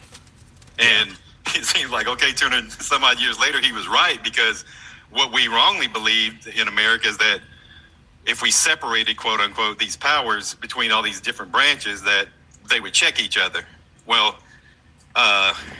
it's not really the case, because people can actually collude with each other and be all on the same team, which is not Team America, it's Team Red or Team Blue or whatever. Yeah, now you said people being more loyal to their party than the country. Do you see one party doing that or both parties doing that, being more in favor of their own party as opposed to what's good for the nation? Well, I think both are doing it now, just because any time that you have an extreme, the opposite has to happen. You have to, you know, kind of fight fire with fire as well. So, you know, I was more of a, you know, left-leaning Republican for most of my life. Wait, you were a left-leaning Republican. Yeah, what the hell is that? I'm saying, well, it was kind of like you in a way. It was moderate in a sense, because I never cared about what anybody was doing with their own personal life. You know, as a Republican, I always believed the lie where, oh, you know, it's all about the family values, and they have all these, you know, morality on their side, and really more than anything else, it was all about the money. So, hey, don't do whatever you want to do, stay in your own lane, limited government, and let's keep this deficit down and all that.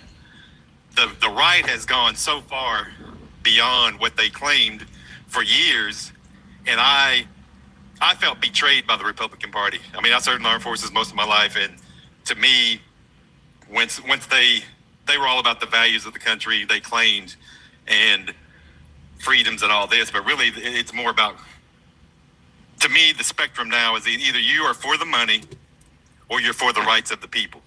And I think from my military government background or whatever, I think the Supreme Court, you know, your original question was, you know, they're totally discredited by a few who lied to get their job.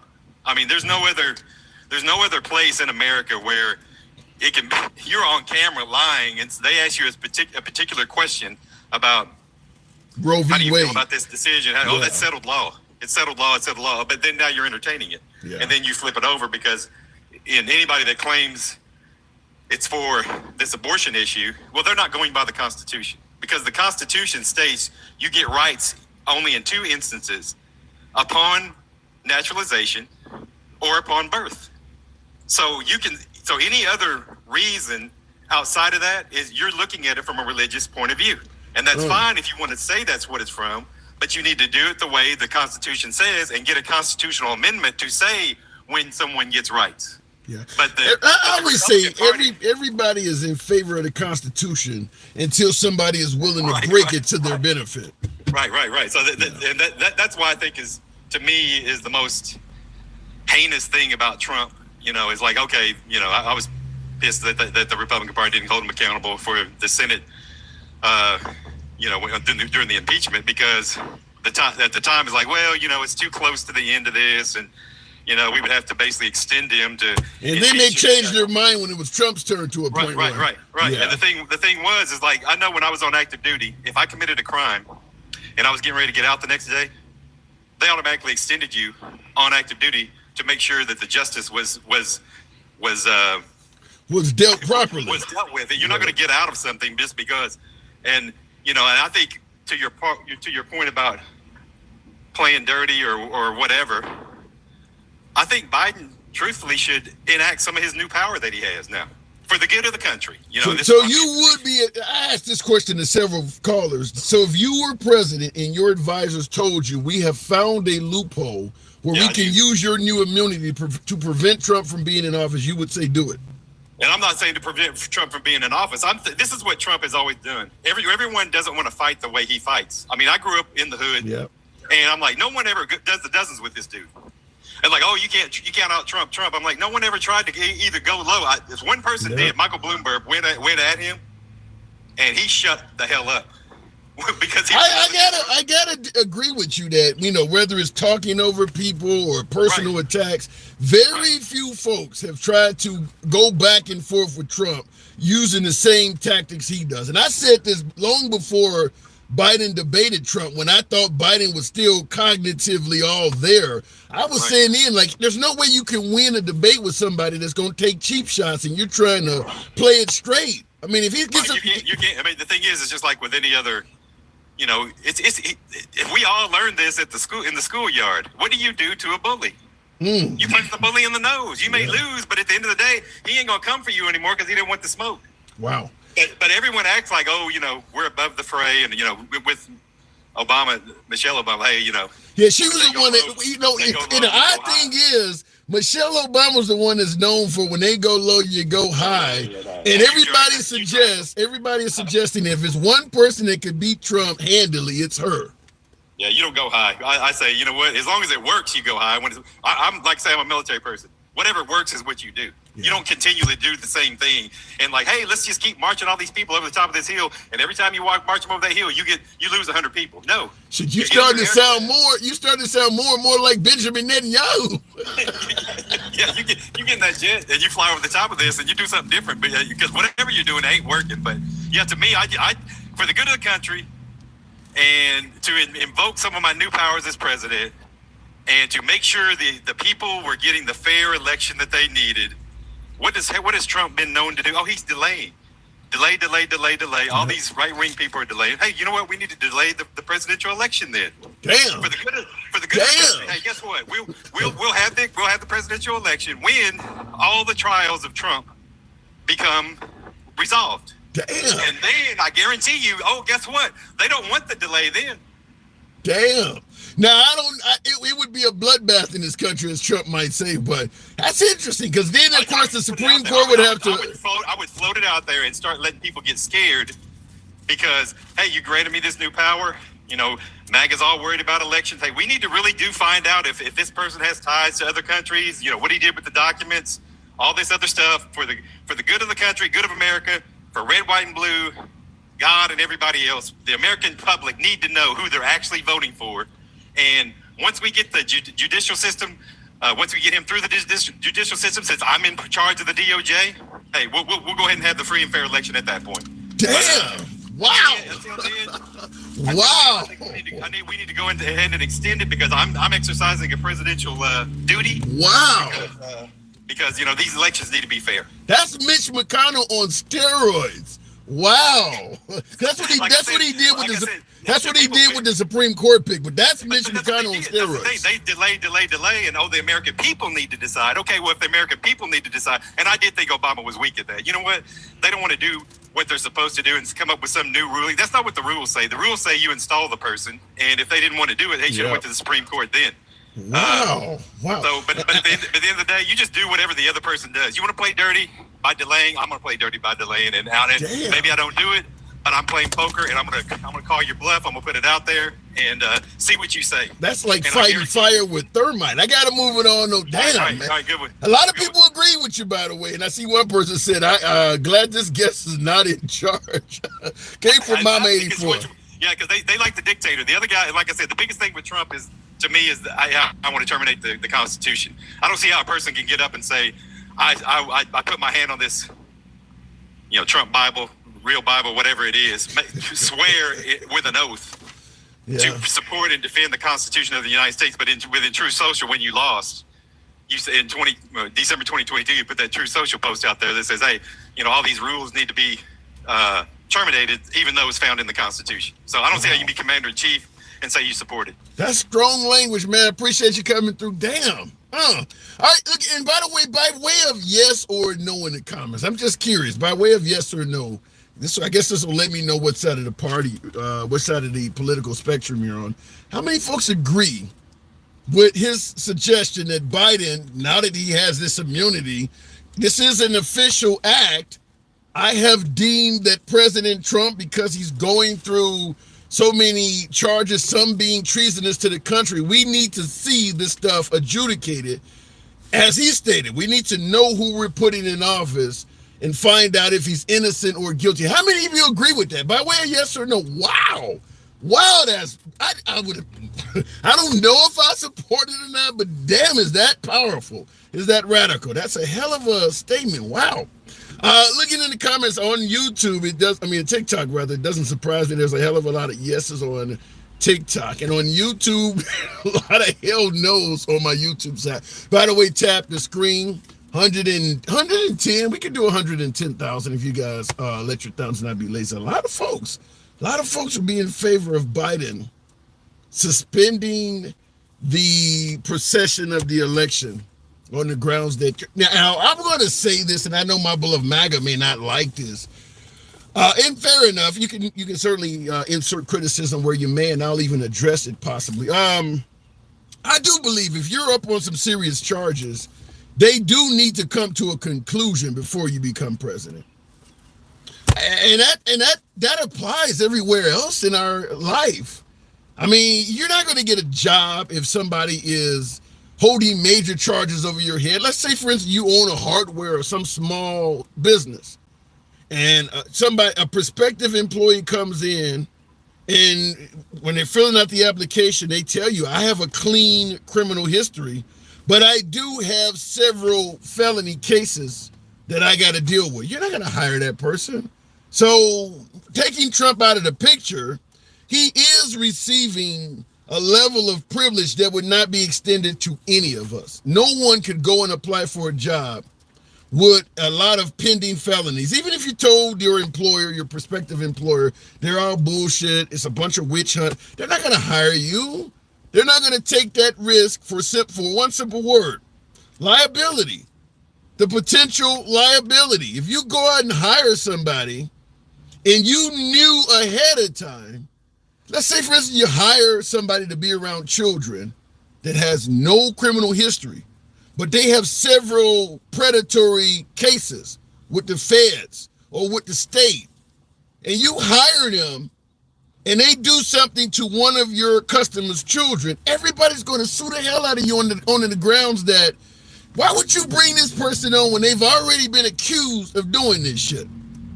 You got them in court, they've already been accused. Why the hell would you hire them before knowing if that's true or not? So I do have to give Trump credit that he is getting privilege in a way that none of us would. No way in hell any of you would get that privilege. You want to go to job at a bank, but you got pending financial charges? Good luck with that. You wouldn't get it. Even if they were all bullshit charges, a witch hunt, you name whatever statement you want to use, you would not get that job. And I'm talking to my beloved MAGA. You wouldn't get that job either. You know you wouldn't. Not only would you not get the job, you wouldn't hire anybody that was applying for the job. Would you hire a construction worker that has several cases in his history from stealing from construction sites? Would you hire him? Well, it's all bullshit. I didn't take that. My last employer just filed a bunch of cases. Would you hire him? No. So he is getting some benefit on that. I just want to, whether you like Trump or not, we can debate that back and forth. There are legitimate reasons to like Trump. We can go into that. But the fact is, he is getting privilege on that none of us would, nobody would entertain that. No employer is going to entertain hiring you if you got charges that are related to the job you're about to get. Nobody. I don't think anybody representing MAGA would hire somebody that have cases pending that are a threat to what they're hiring them to do. Just the potential liability alone, I don't think you do it.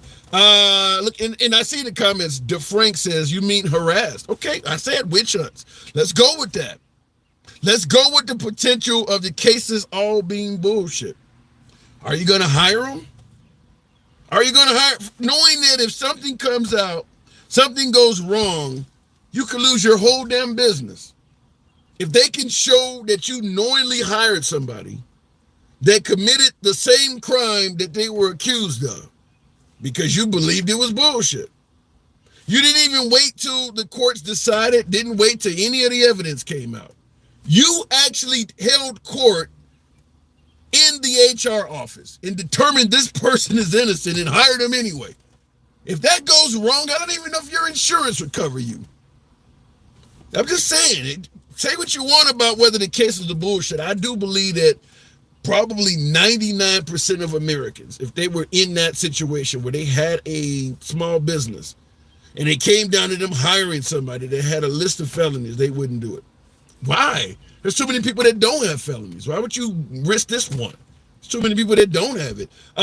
Looking in the comments, you are very empowering and you remind me of my grandpa. Damn, that just took the air out of that shit. I appreciate the comment. You are very empowering. You remind me of my grandpa because he goes deep into his feelings and politics every morning. And you have opinions. Have an amazing day. God bless you. Thank you, Riley. Grandpa, God, Riley, how old are you? Are you old enough to be in this stream? God bless you. Thank you for the comment. Damn, Grandpa. It was going real good until you got to that point. Let me go back to the box. We'll continue. Wow. Top Dog, one of my subscribers. You know I always get a subscriber's first digs. Top Dog in the box there. Top Dog, good afternoon. What's going on, Tim? How you doing? You can call me Grandpa. So what do you think? Do you think the Democrats are being too soft, going high when folks are suggesting that Trump is going low? I mean, yeah, definitely Democrats are going soft, for sure. Just like your last caller said, that, you know, what he said about holding out the election, Trump would do that. Wow. So you think Trump would use, if he had the power of immunity and he was in Biden's position, he would say, look, well, I'm going to hold off the election until we decide what's going on? For sure. Yeah. Hell yeah, he would. You know, it's interesting you would say that because it's hard to deny that because that's exactly what he's telling Mike Pence to do, is that I don't know what happened with the election, so until we figure it out, don't certify the votes. He was actually in the process of doing that. I mean, yeah, definitely. You know, and Biden, will Biden do that? No, Biden, like you said, the Democrats don't have any spine, man. We kind of, I'm a Democrat, but when it comes to fighting Trump, we kind of soft with him. We fight him with pillows and, like you say, when he go low, go high. No, you gotta go with Trump face to face. You know, you gotta put the boxing gloves on with Trump. So give me a Democrat. If you could snap your fingers and put a Democrat, give me because you said we're going too soft. Give me your best explanation of a Democrat on Viagra. If we wanted somebody that wasn't going soft, who do you think would be the guy for that, or the guy or woman for that job? I can't think of none right now. Damn, that's bad. Did I believe that to go in there and battle it out with him? You know what I mean? No, I just don't see it. I mean, not to sound like Chris Tucker and Ice Cube on the porch, but damn, you don't think no Democrat can come up with one? Well, I'll say this. Also, I'll take that back. One just came to my scene in chat. Hakeem Jeffries, I believe he'll battle it out with him. All right. You know? What about the bad butch built body, whatever that girl with the eyelashes? Oh, yeah, she'll battle it out with him. You know, she'll battle it out with him. Yeah. But her following is not too strong. You know what I mean? She'll battle it out, but her following is not strong enough right now. Yeah, I think all of the squad would be like AOC. Even though nobody's going to, at this point, not a lot of people would support AOC for president, but I do believe she would be willing to go toe to toe. Well, I'll say this, Grandpa. God damn, I'm aging. Anybody that's younger than Trump, you know, more like, you know, your 40s, 50s, and maybe even 60s, they'll battle it out with him for sure. Somebody younger, but somebody old in their 70s, like Biden, and see, like go back to the debate. That was the problem with the debate. Biden couldn't snap back fast enough with Trump. When Trump was throwing those jabs or saying something, his responses wasn't fast enough. But you know who I got to disagree with you in regards to the age comment. You know, you're coming from Grandpa. I will say this: out of folks who, in terms of age, Nancy Pelosi has shown the ability to spar with Trump, and she does it like they do on the soap operas, where they tell you off without even cussing you out, kind of like Erica Kane on All My Children. Ain't no swear words, but this chick mean business. Remember, she was clapping and she tore up his speech. I mean, Nancy Pelosi can go toe-to-toe with Trump without any swear words in there. I agree with that, but also she's getting up in age too. Yeah, so she's old. She's old. She's not as fast. I mean, she'll go back and forth, but it wouldn't be like she was 5 or 10 years ago. Nancy Pelosi. So she'll battle it out with him. But right now, what people got saying about Trump, he got that slick tongue. He got a slick mouth. So in order to beat a slick mouth, you got to talk back slick to him. You can't let him overtalk you, overpower you. You gotta stand on business with Trump.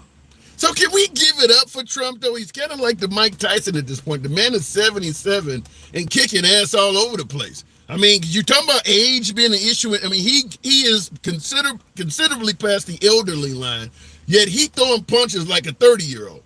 I mean, he kicking ass. There's no denying that.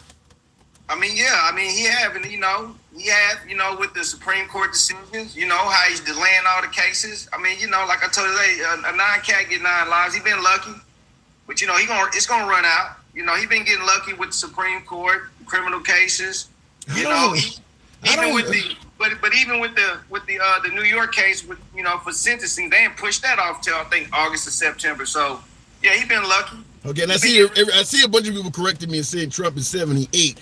But in regards to your comment that he's getting lucky, if you put up a solid brick home before a hurricane and it doesn't get knocked down like everybody else on the block, that ain't luck.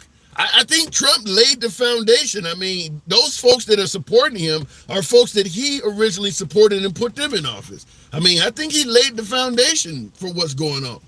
I mean, yeah, he definitely laid the foundation, but he didn't know that it was going to be this way. He didn't know that those criminal cases was coming. You know what I mean? He didn't know that he was going to actually have the people that he put up there on the Supreme Court. He did not, at that particular time, he did not know that I'm really going to have to, I need these people.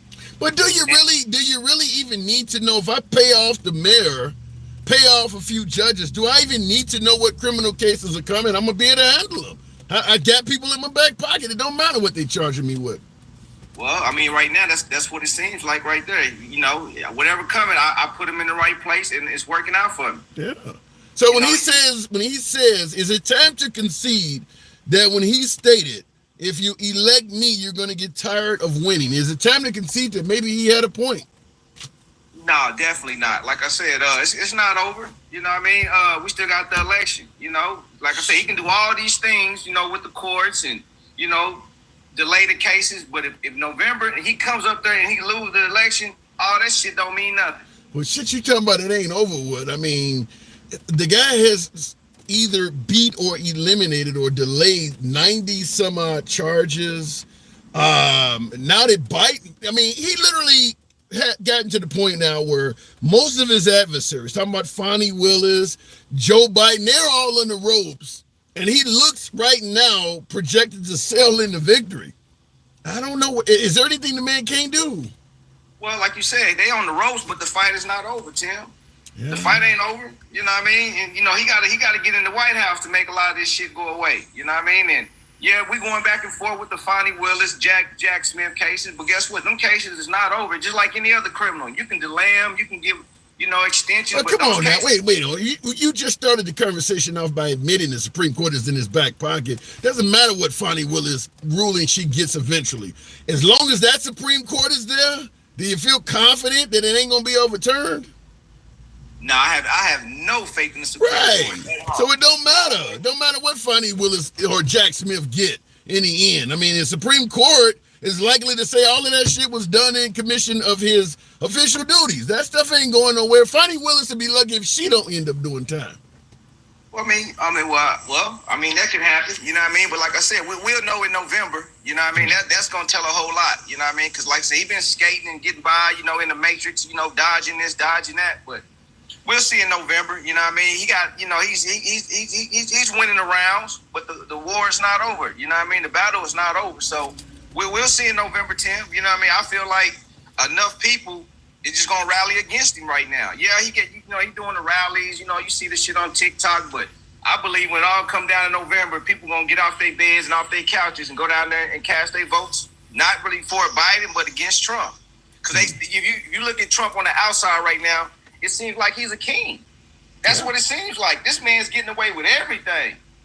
Y'all just giving this man a platter to do whatever hell he want to do. You giving him immunity. You delaying his cases.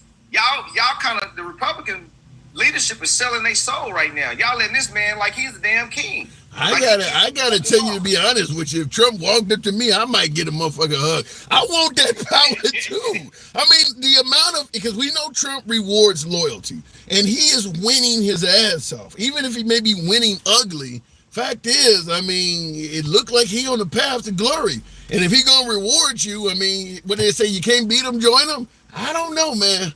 I don't know. He is looking very godlike, as Mark put in the comments. I got to move it on, though. Top dog. All right, thank you, it's going to be an interesting time. November, huh? They're going to roll for Biden. Yeah, we're going to roll. Yeah, I mean, that's what it all boils down to. Trump, he can do all this shit he doing. All right, whatever, talking shit all on the internet. But guess what? If he don't win in November, all that shit don't mean nothing. It helped you out, but you didn't win the big race. Really? And also, if you lose to Biden, you lost to this old dementia guy. So what does that really say about you, Trump? Bro, the Democrats cheated. If he loses to Biden, the Democrats cheated. They stole the election again. I got to go. All right, we'll talk. All right, top dog. And I see somebody put in the comments,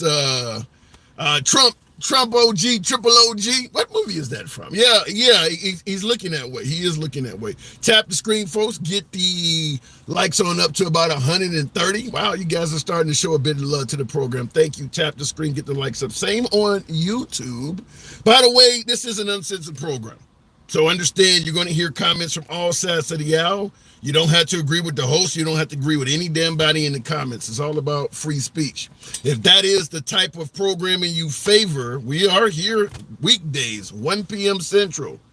Feel free to tune in, follow the program on TikTok, a subscription on YouTube if you will. 1,300 hours Monday through Friday, you'll find us. Look it in the comments. Next Friday, triple OG. Okay, that's what that's from. All right. Your street cred is being pulled, Tim Hugs. Well, shit, how am I losing street cred? Because I showed some love to Trump. I mean, you got Ice Cube doing it. Snoop Dogg changed his way. Lil Wayne was glad to get pardoned. Shout out to Kodak Black. I mean, at the end of the day, I lean left politically. But if you could put a few bucks in the man's pocket, I might be willing to turn the other way, like Clarence Thomas, if you know it. No, I'm just joshing. But anyway, I get your point. I do get your point. Funny how they equate Trump's situation to black people when Trump ain't touched a jail cell yet. Nope. Not only did he not touch a jail cell, but he was convicted of 34 felonies without a mugshot and never wore a pair of handcuffs. Teflon is all I'm hearing. We accept you. Oh my God, this is bad. First I get told I lost my hood pass. Now on the others, Anthony Hawkins says, we accept you coming over to the good side, Tim. Damn. You guys are hilarious. Thank you. Appreciate the support. That is a really good laugh. As long as you keep that hat near you, America will not become great again. Ooh, that's dark. You believe the MAGA hat prevents America from becoming great? I guess the first question I would ask is, what is your definition of a great America? Be curious to know. Looking in the comments, Tim, you don't get yourself in a mess. I try not to. I try. Sometimes messes find you. Yeah! Alter ego. Thank you for the support of the program. Thank you. Going back to the box, Arshafine. Another one of my subscribers, appreciate that. A few of my subscribers I always give first dig to. Arsha Fine, good afternoon. Welcome to the program. So do you believe the Supreme Court is reliable to be fair and unbalanced or balanced? No, especially, can you hear me okay? Loud and clear. Okay, I would say no, especially with Clarence Thomas and the fact that they just basically ruled that politicians or people in public service are allowed to accept money, which we know Clarence Thomas just basically got a pass, right? Yep. Well, I will say this, because, we're hammering Clarence Thomas, but there is, I can't think of, what was the girl's name? Katasha, whatever.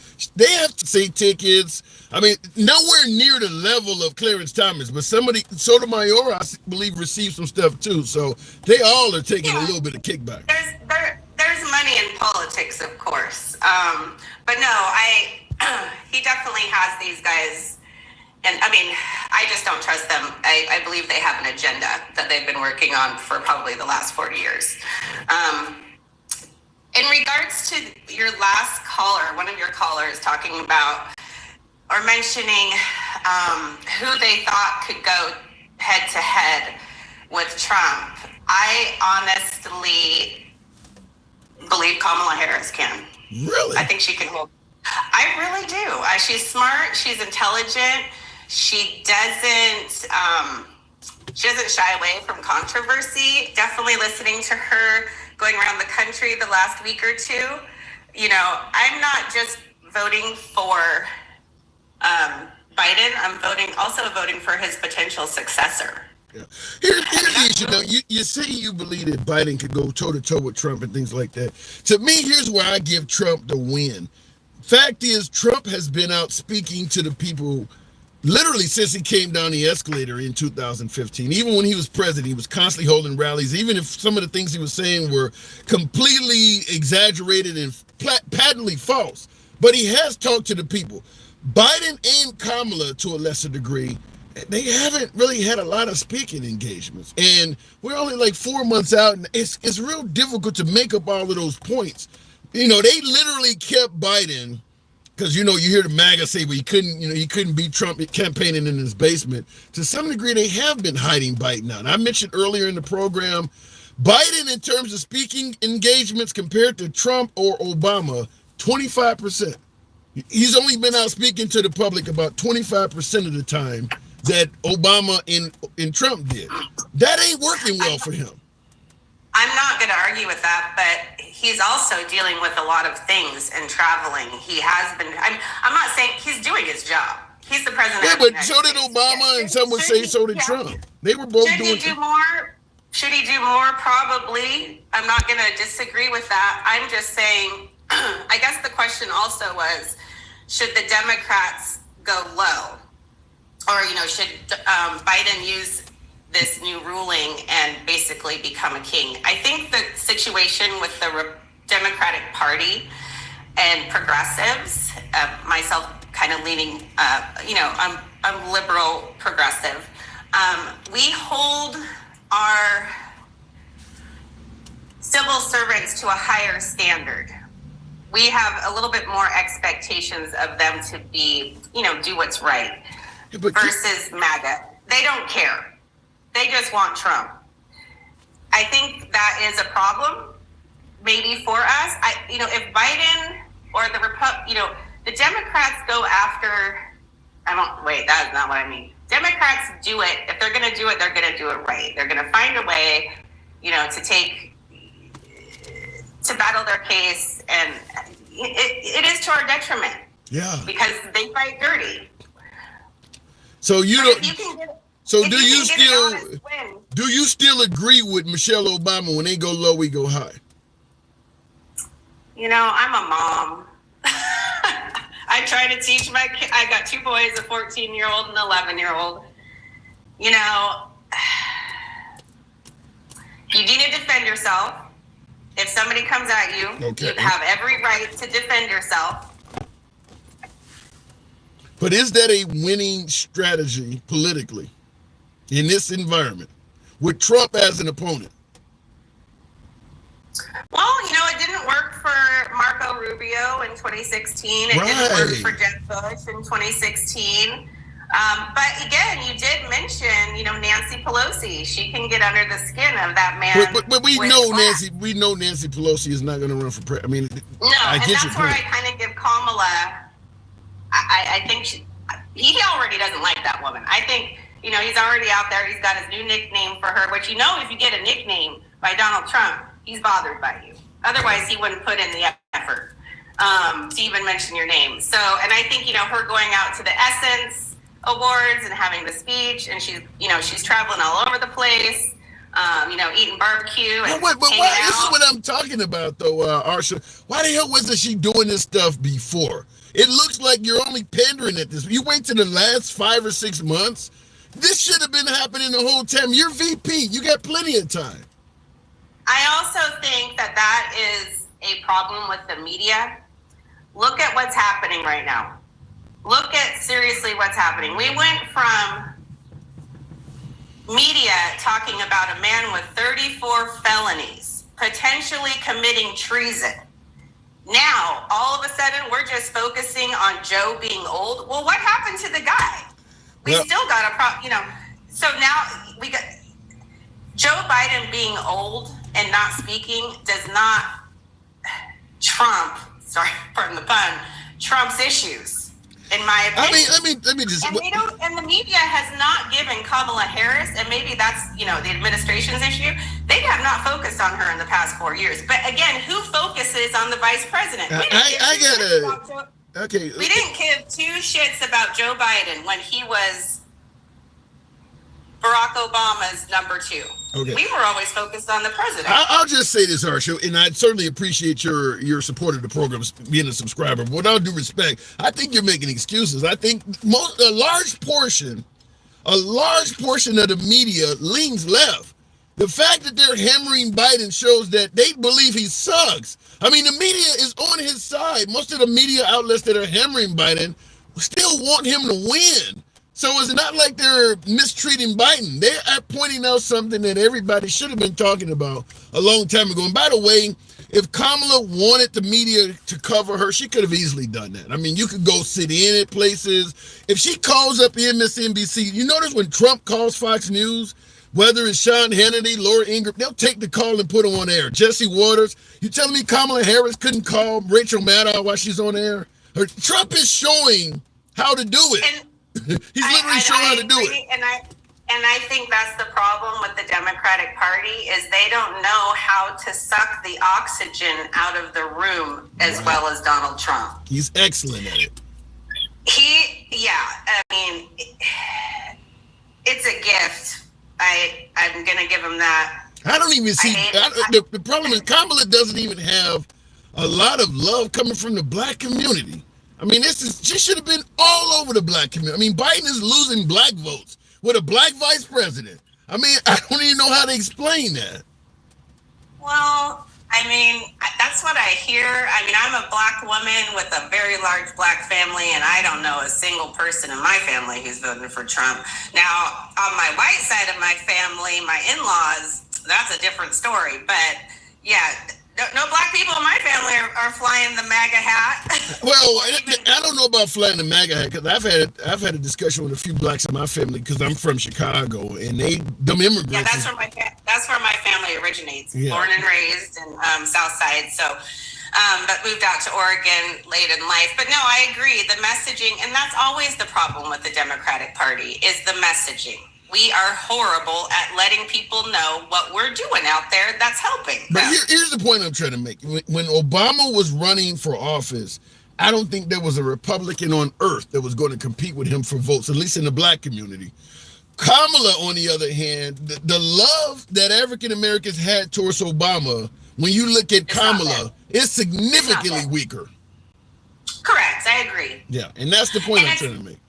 Yeah, and again, just like in 2020, this isn't a vote because you necessarily love Biden or you love Kamala. It is a vote against Donald Trump.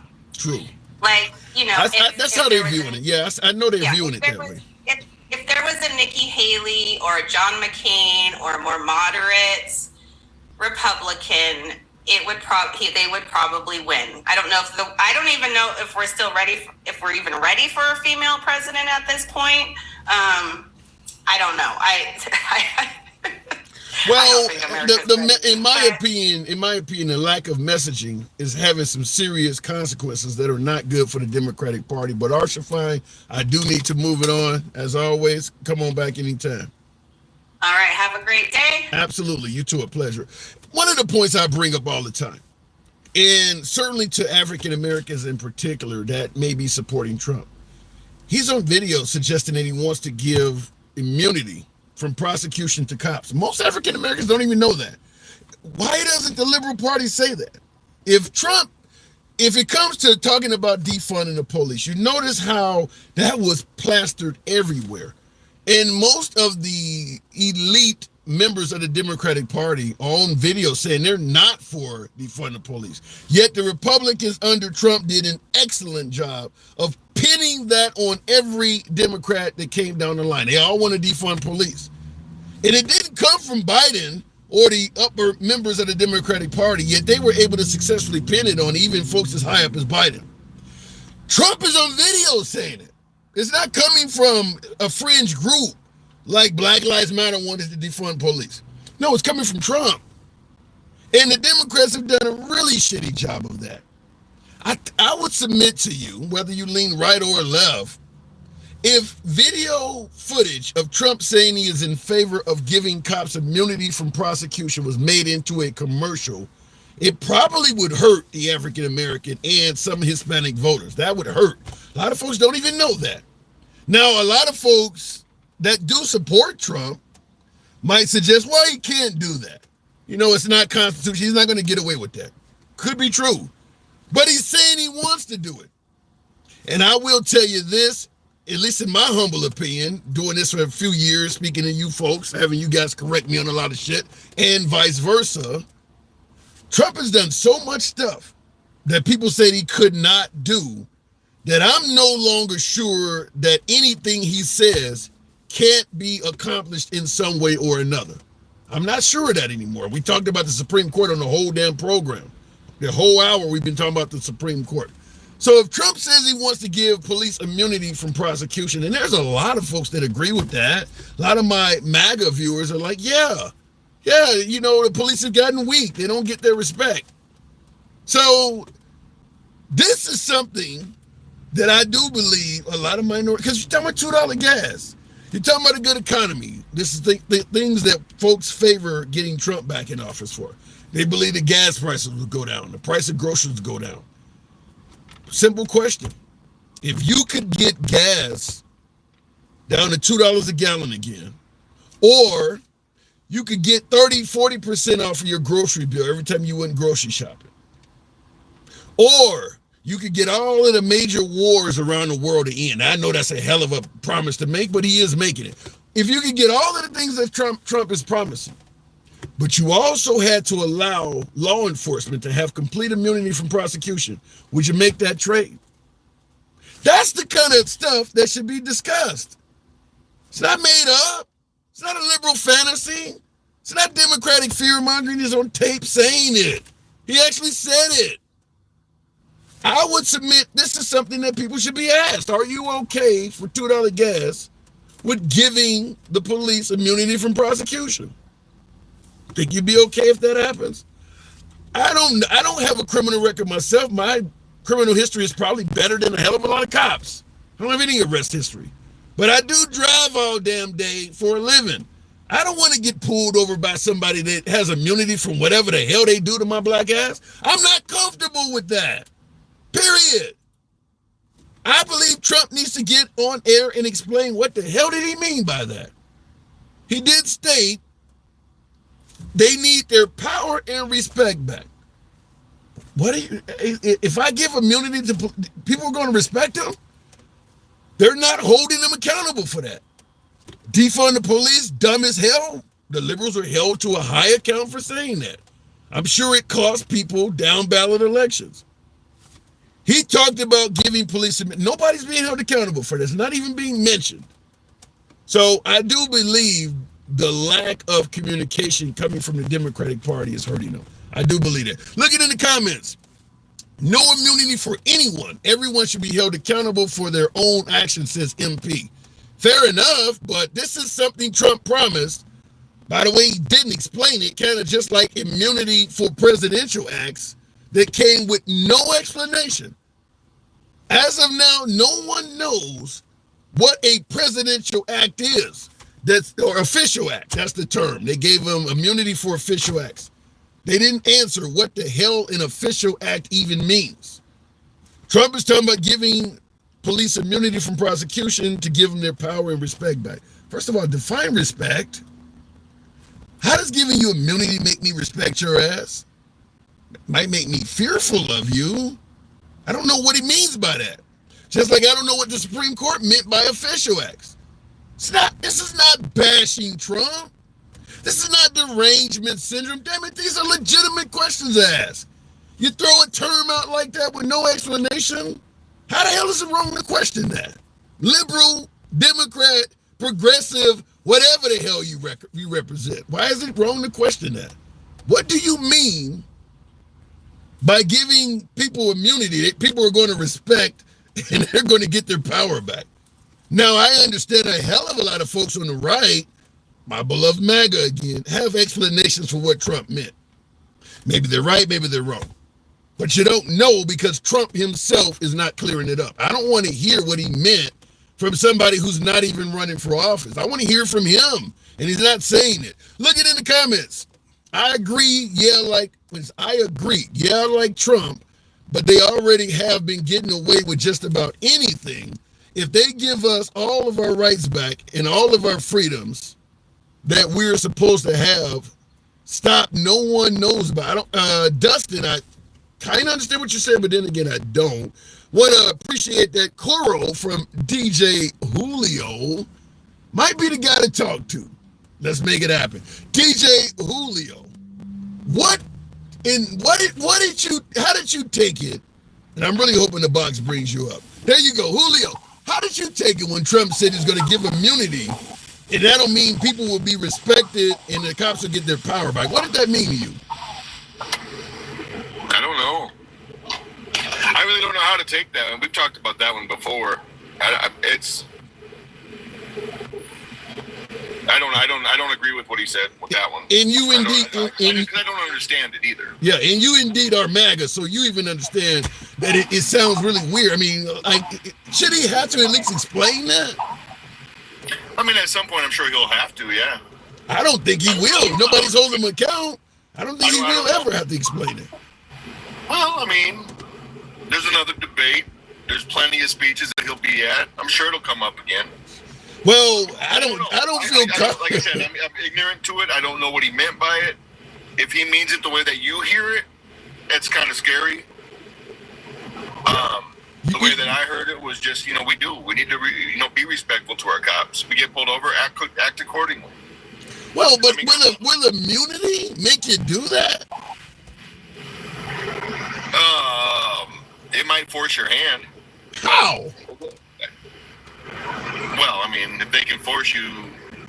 If they can, say it properly. If they can say it properly. If you know they can beat the shit out of you with no recourse, it might make you act right. Yeah. Exactly. That's the point. Be careful about what I say on here because I tend to get kicked a lot. Okay, I'm willing to get kicked for free speech. I get your point, though. I'm not trying to get you banned, but I am a strong proponent of free speech. But that's what I'm hearing is that maybe, let's say, African Americans or minorities won't talk so much shit to the cops if I get the cops the right to beat the hell out of them with no worry. That's what I'm hearing. And that's what I said. If it goes the way that I think you hear it, then I think we're in trouble. But I don't think anything like that will ever come to fruition. He's just probably at that point trying to get the Blue Lives Matter people on his side, and the people that stand hard with the police. The people that want to beat the hell out of you with no accountability is the people he's trying to get on his side. I don't think that cops inherently want to beat the hell out of people either. I mean, I don't think they want to do that either, Julio, but I do believe anybody would favor having the workplace where they're not held accountable for anything. Hell, I would like that. I would like to be able to drive down the road knowing I can never be pulled over for speeding. I would love that. Right. Yeah. Yeah, and so based on what you're saying, your fears are valid. I don't think it'll ever come to fruition. And again, I think it was, pandering to whoever he was trying to get his vote from at that point. And that's the question I'm asking. Politicians say it. Politicians say a lot of shit. Out of 100 things they say, 50% of them they're actually going to do. Yeah, but that's the question I'm asking is, if you're going to promise to give immunity to police, and as you say, it's pandering to a certain crowd, what crowd wants police to be able to get away with whatever they want to get away with? What crowd? I mean, first of all, why the hell are you pandering to somebody who wants to basically violate the Constitution? And every time that we talk about it, that's the verbiage I don't agree with. I don't agree that it's people who want to do whatever the hell they want to, that he's pandering to. I think what he's trying to do is allow the cops not to be afraid. Similar to what I was saying about the Department of Social Services. How back in the 90s, it was all of a sudden, a crime to spank your children. So now parents are afraid to parent their kids. Because cops are so easily sued, and they at times will lose their applied immunity that they do have because they put their hands on you, and now they're themselves, not just the police station, are able to be sued. I mean, this is what I'm getting. No, I'm not laughing at you. I'm laughing at somebody who really favors you. This is Gen X. Gen X says an ass whooping has a funny way of making you act right. Well, I mean, there's a lot of truth in that. I like Gen X. I mean, like we both said, if we ever get the chance, we're going to share a Corona or whatever he wants to drink. I like Modelo and Corona. If we're not doing that, it's Tennessee. But you trying to get a bunch of cops ambushed by a bunch of black people, man. I want people. What I would like to see, like even in my community, the Native Americans have it real bad by cops. From the 70s around South Dakota. I mean, if you've ever watched, brain fart, forgot the movie. It's centered around 1976. Russell Means, the American Indian movement. AIM.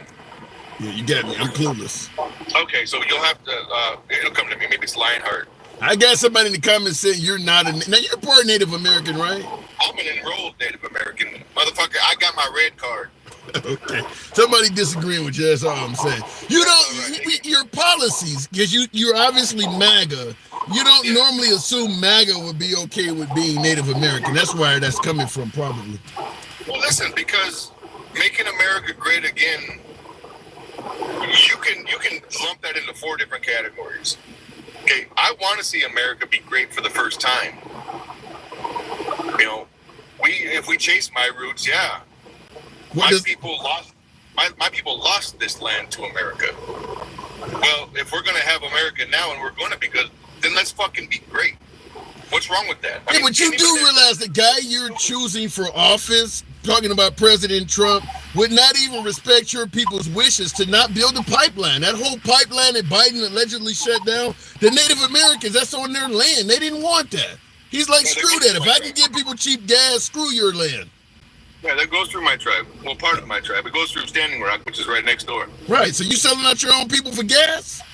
No, I wasn't. I stood with them. Listen, I don't stand hard on every Republican view. I mean, yeah, Turtle Island is a sacred space. It's much like Mount Rushmore is now. It's much like Bear Butte, much like Crazy Horse, much like the Twin Towers. I mean, fuck. It's a landmark. So you disagree with the pipeline then?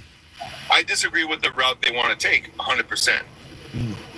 All right, I don't know. That's why I don't disagree with the pipeline. I think we should be drilling our own oil. We should be funding our own people. We should be taking care of America first. I've said this. Let's see if I can make it more impactful. I'll sound like Moo. That's what I mean, dude. I mean, like for sure. Do you trust the Supreme Court? Let me get back on topic. Do you trust the Supreme Court to be unbiased and fair? I trust the Supreme Court. I trust the American way. I trust the American country. I think that a lot of us have been lied to for a long time. I think a lot of people just hate Donald Trump to hate Donald Trump. That's going to happen. Trump is pretty bombastic and he insults a lot of people. I don't think there's any way for anybody to do that without having a lot of haters. I don't disagree with you. I was talking to my brother last night for an hour and a half. He is a fuck Trump.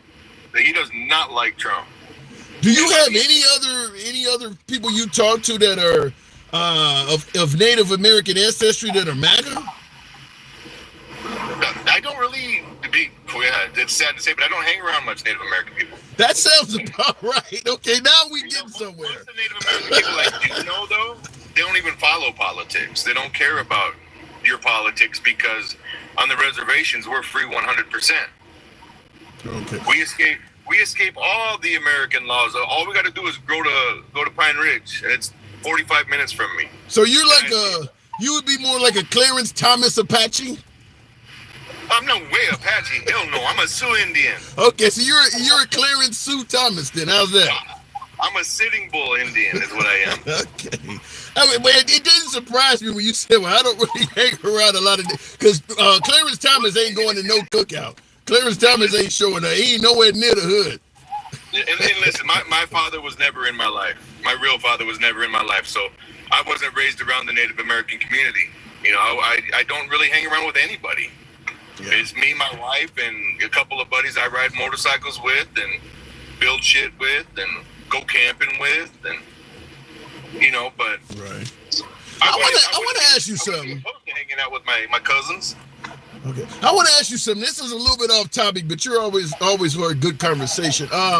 This is coming from Eric B in the comments. Eric B for president. Shout out to Rakim. But Eric B says to ask you, were you in Nashville this weekend? Now, I know you were not in Nashville, but did you see what happened down there? I didn't. Okay, you got a bunch of folks all wearing masks, but they have on the traditional khakis, a la Jews will not replace us. They're all marching in khakis with masks on, with these big-ass American flags, and a few Confederate flags mixed in. And they're walking down the streets of Nashville. I don't know what they were chanting, but it's all over TikTok, it's all over social media. If you see something like that, what do you tend to think? Somebody's exercising their First Amendment right. Were they hurting anybody? No, but what? The Confederate flag, the American flag, and they're all wearing masks. I mean, it doesn't give you any messaging at all. Why are they wearing masks? Because they don't want to be known. Why not? I mean, because they'll get attacked by somebody. I mean, this is where America's going. I can't have a free view and walk in my public and not be discriminated by somebody or harassed by somebody or have, and not in my community, but it happens throughout America. You know, South Dakota, I was talking to my brother last night, South Dakota is a very loving state. We love each other. We love the progression of everybody that's here. We help those who we can. The rest of them, they're to their own device. That's on them. That's their choice. So you don't, so you see all these folks walking around with big Confederate flags and American flags. That's all you think is free speech. You don't think that they have any type of opinion, or you don't judge them in any way at all. You just free speech. No. It could be a Black Panther parade. I wouldn't care. As long as you're not hurting nobody. You might make my day inconvenient because I got to go a block or two down the road to make my left turn or right turn, whatever it is. But I don't care, man. Whatever. As long as you're not hurting anybody, what right do I have to judge you? I don't. I have none. I'm no better than you if I do. So when you saw them marching down the street with tiki torches in Charlottesville, chanting "Jews will not replace us," you just thought free speech is not harmful to anybody? If it's not anti-America, I don't have a problem with it. If it's anti-America, I have a problem with it. What if it's anti-Jewish? That's a better way to say that. What if it's anti-Jewish? But anti-Semitic doesn't belong in America, in American views.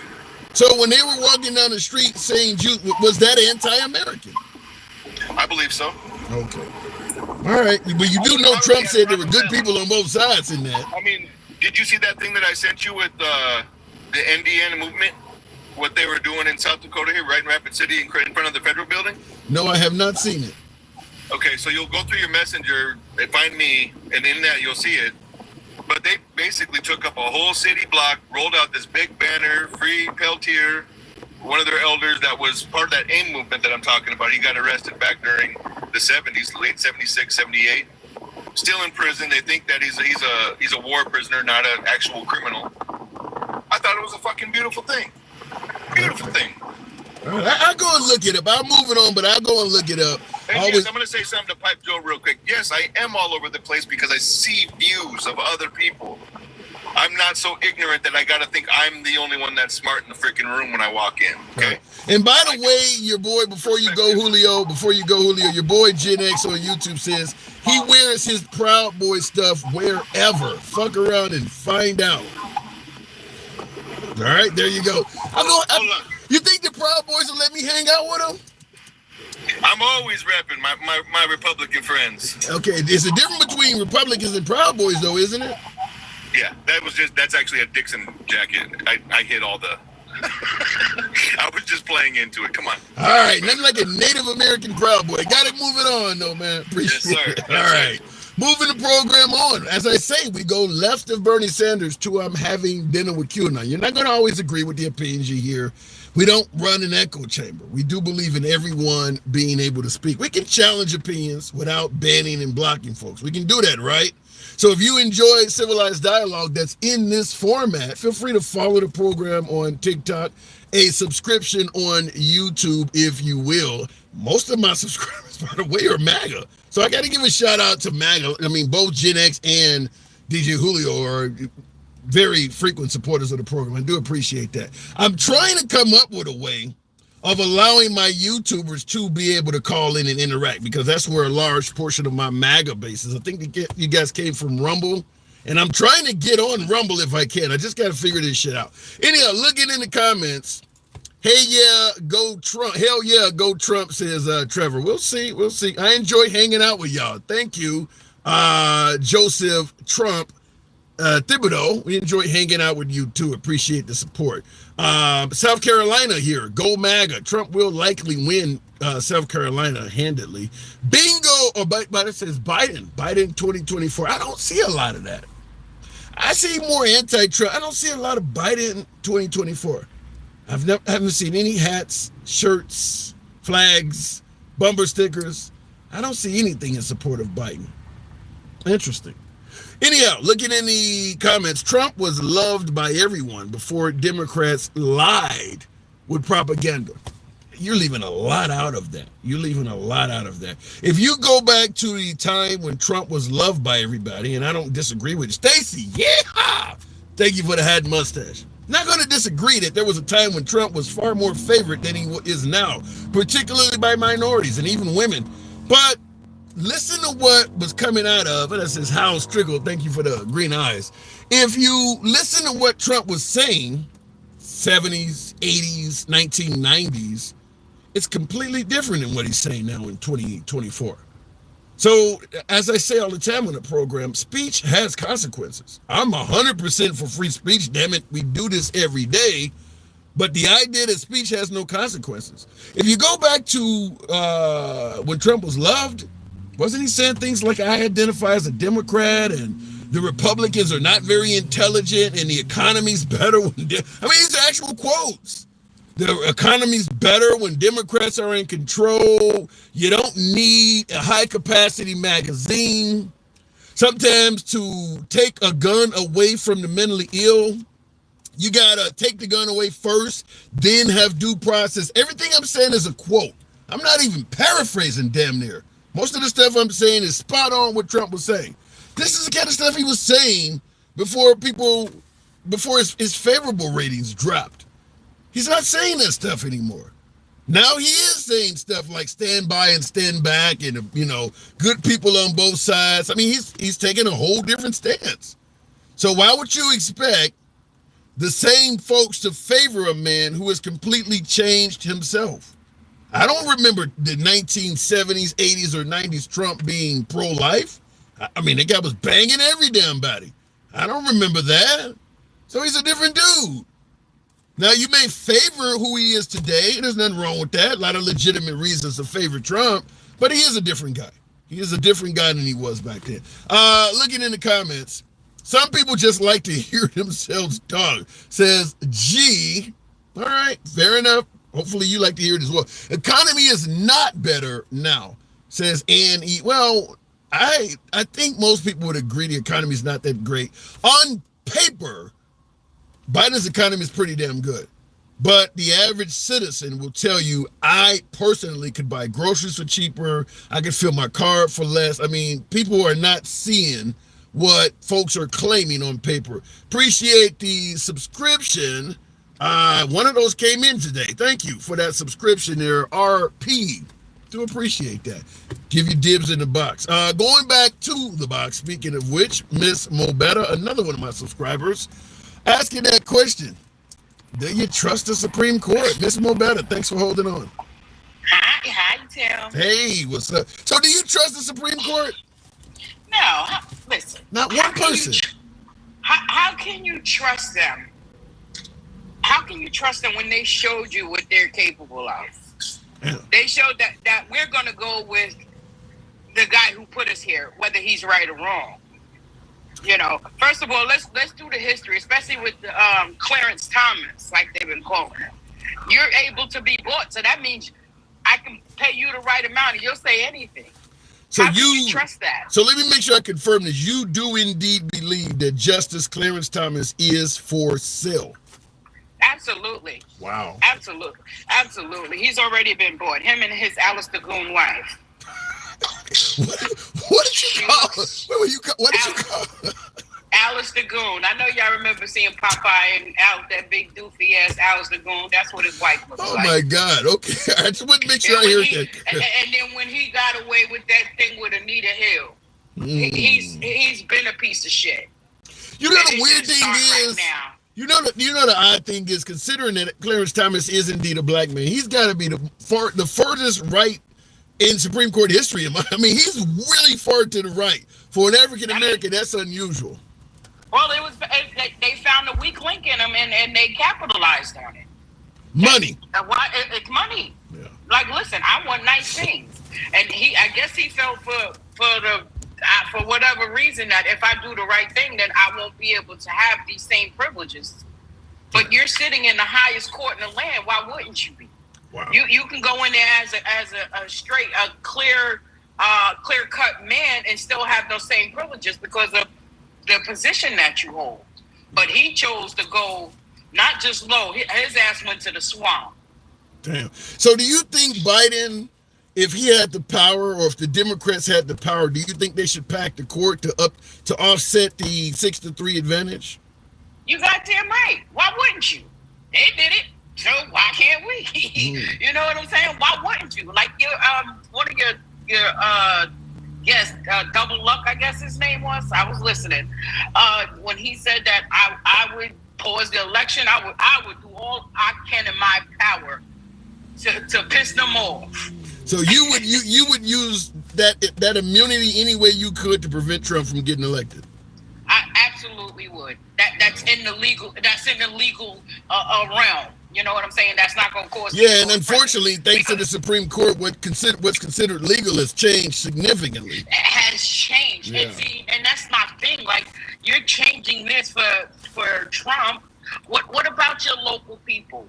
All it's going to do is cause civil unrest with the people that are going through similar things as Trump and not getting the same privileges. See, this is what his supporters, his fans believe, that they're going to have the same privileges that he does. And why? That's so far from Why would he? Because that's how he speaks. Yeah, this is how he projects himself. Well, he makes them think. Well, I always say I can see legitimate reasons to vote for Trump, but believing you're going to have the same powers. Have you not seen what's happening to Mike Lindell and Rudolph Giuliani? I mean, you got Steve Bannon right now, who's Trump's right-hand man, is in jail. So you're not going to get Trump's powers. I mean, it's just not going to happen. And that's what makes his fans the fools. Ooh. That's what makes them the fools. Because you see what he does. I'm gonna set you up to get what I need, and then I'm gonna throw you under the bus. Ooh. How can you trust or support anything like that? Damn. I'll allow any MAGA to answer that. Well, they believe it's all a witch hunt, Ms. Mobetta.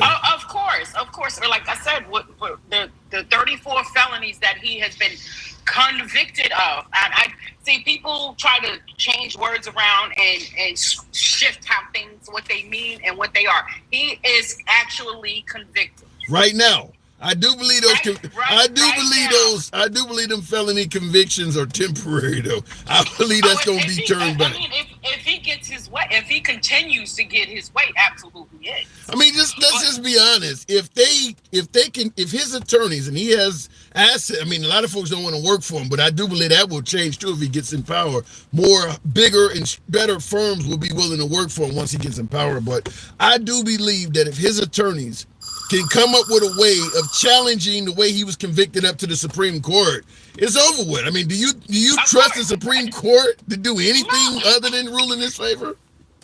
Absolutely not. Right. I'd be the fool.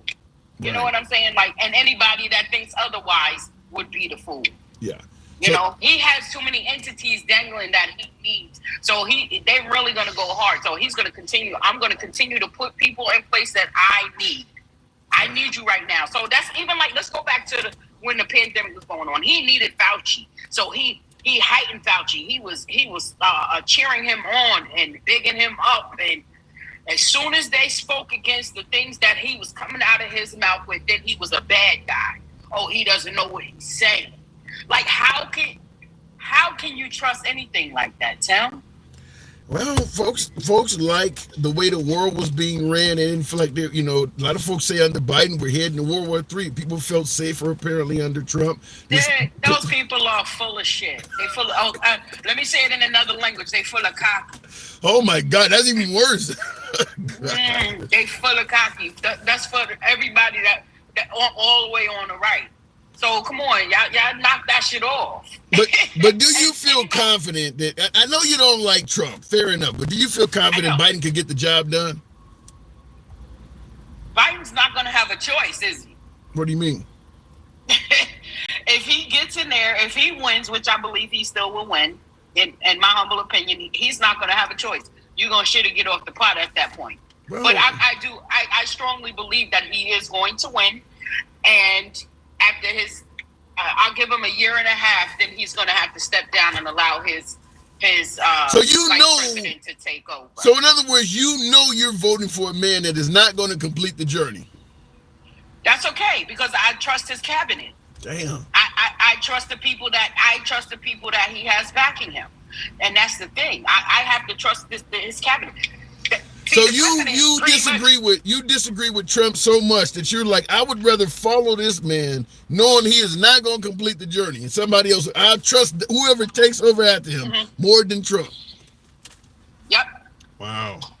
Yep, I do. And for the people who said that the last 4 years were horrible, explain these things. I'm all for fair and just. You know what I mean? But you can't just keep throwing things out, and then as soon as you ask somebody to point something out, then they don't have an answer.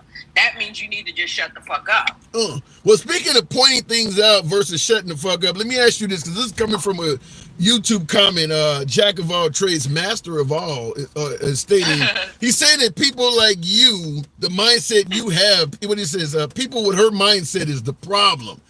Now, you're voting for a man that you don't feel is going to complete the job in Joe Biden. He's saying people like that, with that mindset, is the reason this country has a lot of its problems. Well, right now they're trying to get a man who's an actual criminal in the office. What's the difference? Yeah. What's the difference? So I'm such the problem.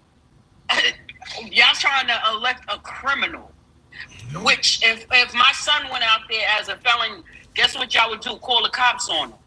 Yeah, I don't disagree with that. I'll move it on, but I agree with you 100% that regardless if you think Trump's charges are bullshit or not, he has been charged and convicted. A lot of Americans. Well, again, Biden had nothing to do with those charges. That wasn't Biden. That wasn't Biden's people. You ain't gonna convince them in that. You ain't gonna convince them in that. I know. Yeah. Listen, they could have stayed, like Trump said, I can go out there on Fifth Avenue and sink and unalive somebody, and my supporters first of all, they wouldn't believe it. They'll think that it's AI that did it. You hear the video that went the recording when he said I'm gonna run as Republican because they the dumbest people.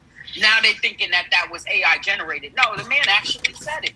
They thinking that when he said I can shoot somebody in the middle of Fifth Avenue that was AI. No, they're thinking when he said that if he was to run for president, he would run as Republican because they're the dumbest people. They're the dumbest people in the world. No. They're thinking that that's AI. That's not artificially, and however, whatever AI stands for. Yeah, he actually artificial intelligence. Yeah, it's not intelligence. Yeah, it's not AI. No, he actually said it. It was in the newspaper. It was on TV. He said it. Yeah. And guess what? A lot of that has been proven.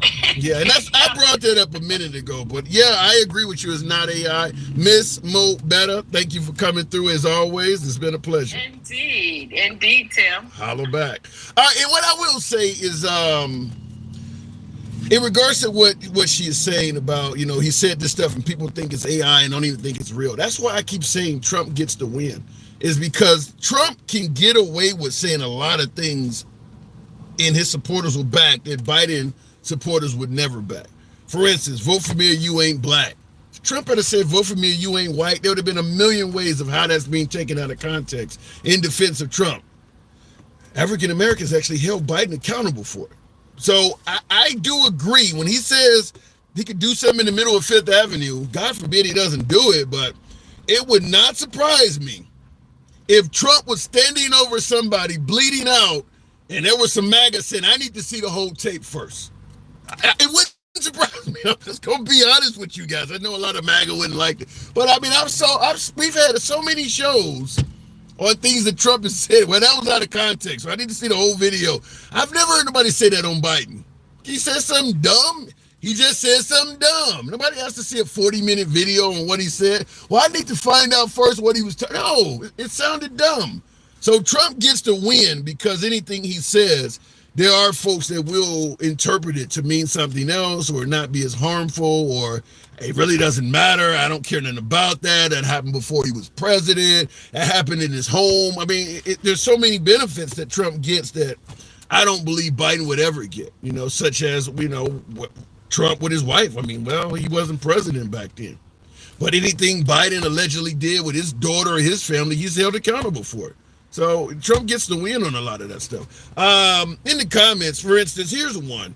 TNC Slots, in regards to my last caller suggesting that Trump had multiple convictions. I still don't know the crimes. Now, Trump has official felonies on his record, but a lot of folks are saying, well, I don't know the crime. You made up crimes. You think any other American that has felonies on his record get that benefit of the doubt? Where you walk in and you officially have felonies on your record, you actually been convicted by a jury of your peers. Well, I don't believe. What was the crime? And the prosecutor that charged you was wrongfully appointed. Nobody else gets that benefit. None of us do. Neither you nor me. If you got a felony on your record, nobody gives a damn how that felony was put there. At that point, you had your day in court. Your ass is guilty. What do we say? If you didn't want to do the time, you shouldn't have did the crime. We don't go and dissect how other Americans receive their felony. He's the only one that's getting that benefit. Where people actually, what? Somebody in the comments is obviously typing the same thing over and over again in this bullshit, and that is saying that Biden dropped out. That did not happen. I'll go ahead and reward you for your comment with a little bit of a timeout. Biden has not dropped out. Looking in the comments, simple question: what was the crime that he was found unanimously guilty of? Lying on the documents. Lying on documents where it was a crime to do so. Period. Same thing Hunter Biden was found guilty of. Lying on documents where it was a crime to do so. I don't know all of a sudden how Trump gets a password and we okay with stringing up Hunter Biden. We will be going back to the old narrative of I would rather be carried by 6 than judged by 12 because the American jury system is corrupted. Wow. I hope we don't go back to the I'd rather be carried by 6 than judged by, but I do believe that more and more we are headed potentially to civil unrest. I do believe, and I said before, I don't think we'd have a civil conflict regardless if Trump or Biden gets elected. But I do believe it could happen for one reason.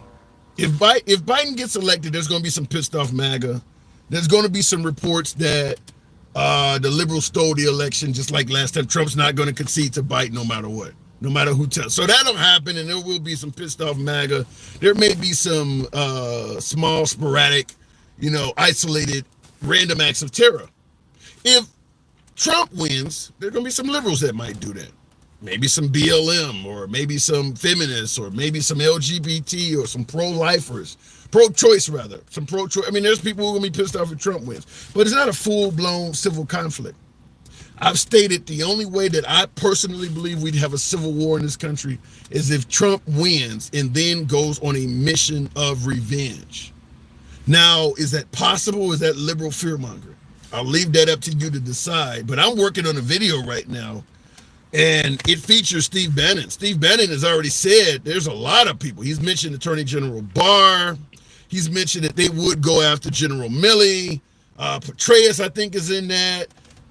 James Comey, former FBI, he is saying that. He has came out and said it on Stephanopoulos, but Jim Carrey was interviewing him. James Carney of ABC was the one interviewing him.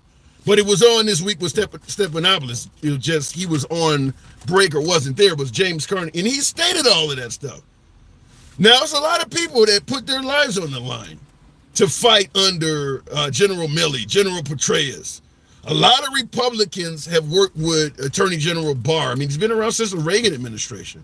So if Trump gets in power and starts going after these people, there are going to be people that start disobeying orders, which is a crime in itself. Let's say, for instance, Trump gets elected and he wants General Milley or General Petraeus to be charged, and a lot of folks in the military believe that just like they're saying it's a witch hunt on him, a lot of folks believe that you're only going after this guy because he was against you.